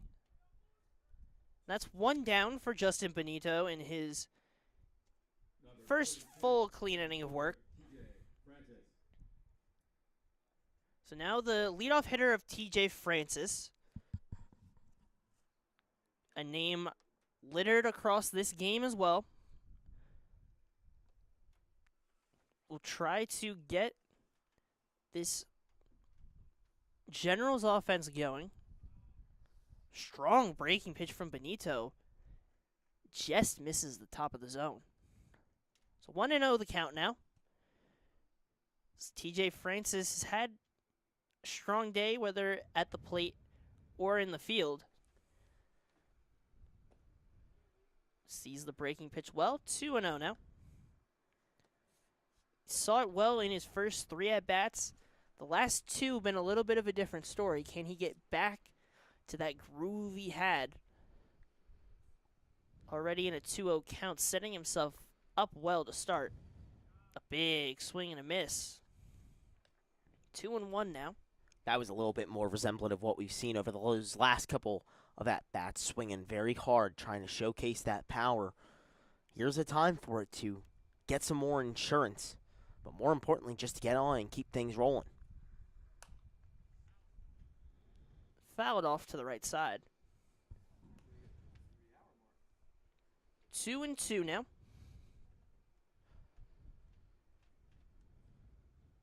Generals lead this game 11-9 on 14 hits to the Matrix 5, but 7 errors in the field by the Generals, 3 by the Matrix. Led to a chaotic and back and forth game. Breaking pitch just misses once again. That one is a very veteran take from TJ Francis, just for a guy who just graduated high school. Really nice job at the plate. Whole lot of poise there.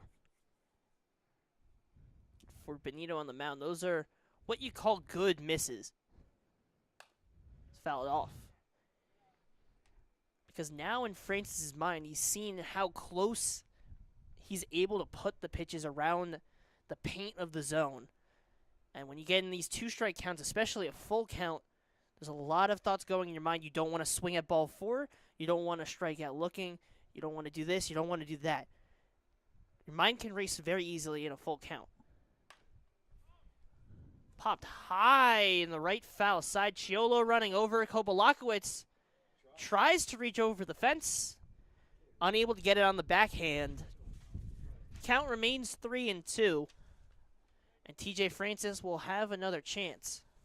That was one heck of an attempt to get that foul ball as it kept on trailing away. The wind, funny enough, finally for the first time tonight pushed left to right, and it just sailed it over that fence past the outstretched arm. So, full count once again, and yet another battle from the Generals at the plate. So, Benito gets set for the 1-out delivery. The 3-2 misses. So, a 1-out walk for TJ Francis. Finds his way on the base pass again, and would not be surprised. We know that this Generals team is not scared to get on the move, and TJ Francis is a perfect guy to try and do that. Hey, he's already shown the speed out in the field. And now, after winning that 8-pitch battle between Benito and Francis, I'm sure the latter would love to swipe a bag and put himself in the scoring position with only 1 out. So now it's Carlton Crane. Has come around to score 2 times on the day. In the 7th, had a 2 RBI single that helped get the scoring going for the Generals in that 6-run bottom of the 7th. A wild pitch. Francis gets to second and catches Spadafora sleeping behind the plate and steals third. A great display of his speed in what turns from just a standard 1-out walk turns to a big threat for the Generals to add some insurance. Steals the base, advances the wild pitch rather, and then gets to third. And Crane ropes this one to right field. Chiolo going back. He will make the play, but TJ Francis will tag up. Crane, another productive at-bat, this time a sac fly. And another run comes in, and these insurance runs are going to be critical. Extends that lead to 3. Yeah, they are as massive as can be, you know. These teams have fought back and forth, and they've struck at their own points. The Matrix have scored in 4 of the 8 innings so far, and you know they'll have a chance to do so in the 9th, and they can come up big at any moment. 3 might not be a big enough lead. The Generals are definitely looking for more. However, that insurance run is massive. They're going to need to be strong in the field behind whoever it is that goes out on the mound for that 9th. 0-1 just misses. Benito trying to find that outside corner, but just not getting any takes on it.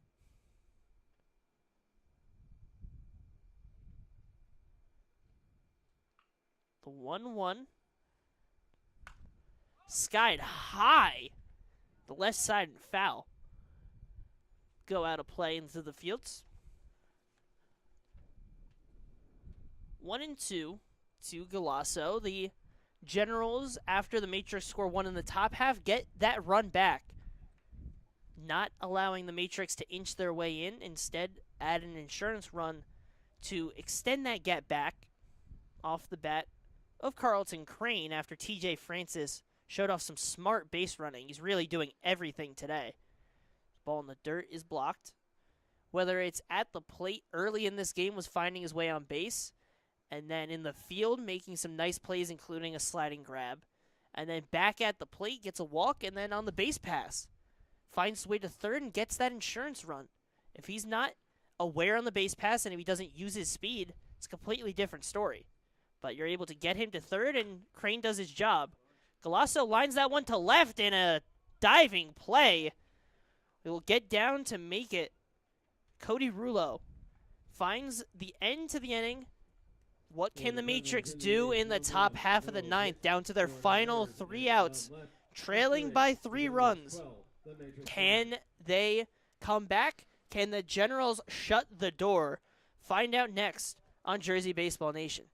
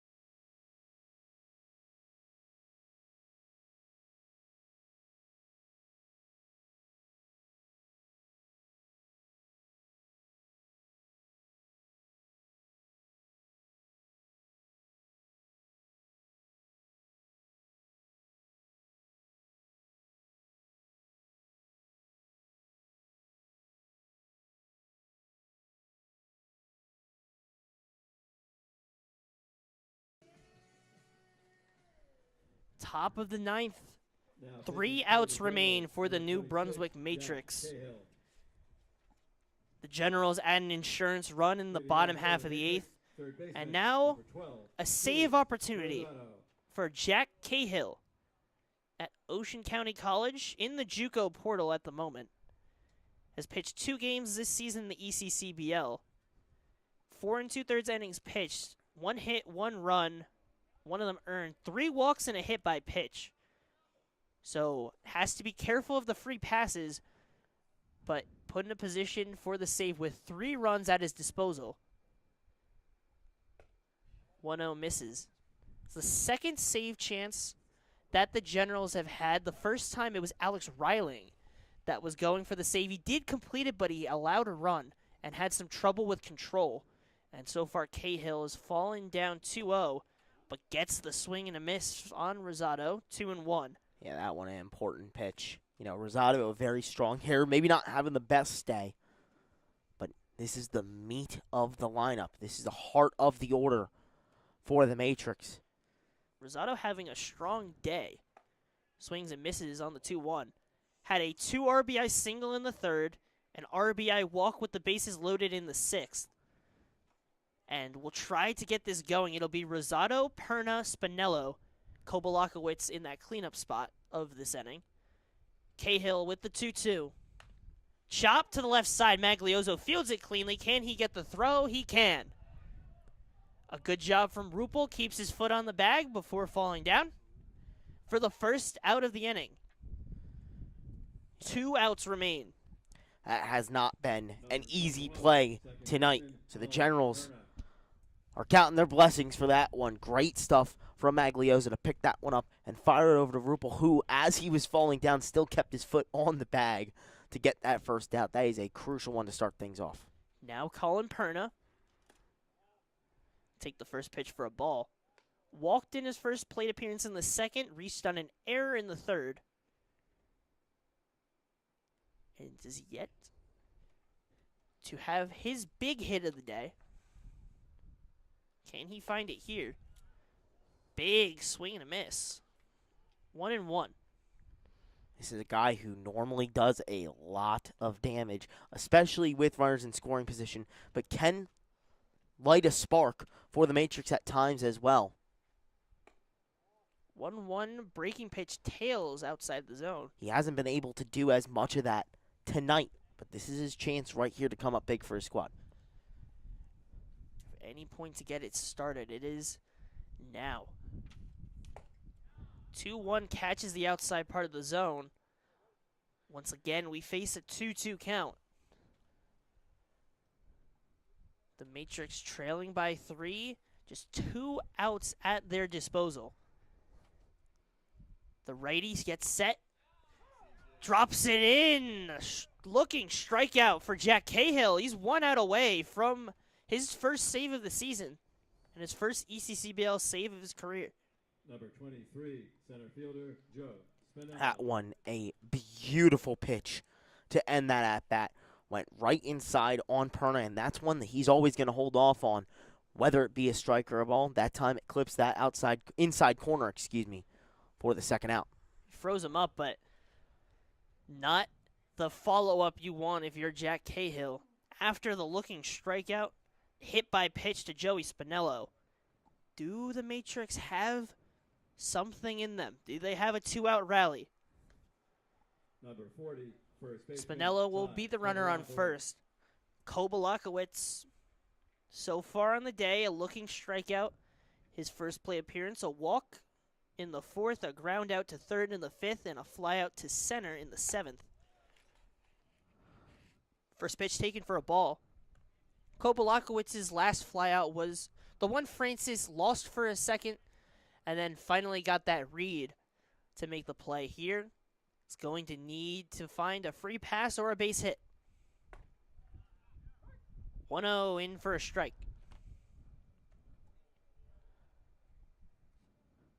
One ball, one strike. Joey Spinello, the runner on first.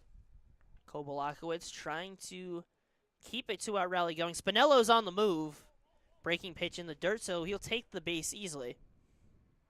Now a runner in scoring position, but in the grand scheme, if you're Cahill, that run does not matter. Definitely right. Your focus is on Kobalakowicz. 2-1 count. Chopped foul to the left side. The Matrix are down to their final strike.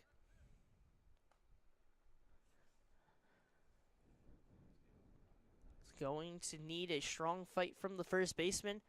And if you're Cahill, we talked about having strikeout stuff throughout this day for Generals pitchers. Does Cahill have it once again? Just misses on the top half. 3-2 is the count. That's one heck of a take from Kobalakowicz. As if this game couldn't be any more stressful. It had to go to 3-2. Whole lot of tension. Spinello on second, the 3-2. Swing and a miss. Cahill has the strikeout stuff. He gets his first save. And the Trenton Generals take a 12-9 win. They carry that win streak and move it to 3. They move to 500 at 6-6, knock the New Brunswick Matrix down to 7-4. These two teams nowhere close to done yet. A crazy first bout, but we're gonna see a lot more. 2 games on tap on Saturday, but so much to talk about in this game alone. I mean, you look at the start. Seemed like the Generals had this game in control. 2 runs scored, and they had the bases loaded. Didn't come through. They only produced 2. As we talked about, that top of the third, 4 runs for the Matrix. There's a bunch of errors that allowed that to happen, but then they made a good response 2 innings later, or the inning after, rather, when they're able to produce 3 runs in that part. You move forward. Matrix took back control. 2 runs, back-to-back innings in that 5th and 6th. It felt like the Matrix had control of the game now. Then you move forward. TJ Francis makes a sliding play in the top of that 7th inning. You go back to that bottom half, carry that momentum with them. They're able to produce 6 runs, but then a call that didn't go their way goes to a strikeout to Magliozzo right after. Feels like the momentum completely falls away. Your heart drops if you're for the Generals. And then the run in that top half of the 8th, it really felt like the Matrix were taking control of this game. But then they get out of it. Miyaski did his job in relief. You head to the bottom half of the 8th, you add that insurance run off the bat of Carlton Crane. And then you bring in Jack Cahill. And he settles it down. You complete the game. And a hard-fought victory for the Trenton Generals. Keep the win streak going. Go to 6-6 on the season. I mean, just a lot happening. They pull out the win. It took a lot of fight. But they win this game 12-9. 12 runs on 14 hits. 3 errors made by the Matrix that allowed them to bring in some runs. 9 runs, 5 hits, 7 errors made by the Generals allowed for those Matrix runs for what was a crazy game here at Moody Park. I mean, right? It's insane. Yeah, crazy game, and, good teams will find a way to win a baseball game any way they can, and the Generals have proven as of late that they are a really good baseball team. The Matrix fall to 7-4, the Generals move to 6-6, but these two teams will get another crack at each other. 2 chances on Saturday, starting at 10:30 a.m. Can't miss stuff if you're following along with how this game went. If it goes anything like this, we're in for a good day. But that's all here at Moody Park on a nice Thursday night. I'm Joshua Yuhas, your play-by-play for the evening. Thank you to Charlie Jones, color commentating and producing on the night. So long here from Moody Park. The Trenton Generals move to 500 with a 12-9 win over the New Brunswick Matrix. We will see you on Saturday.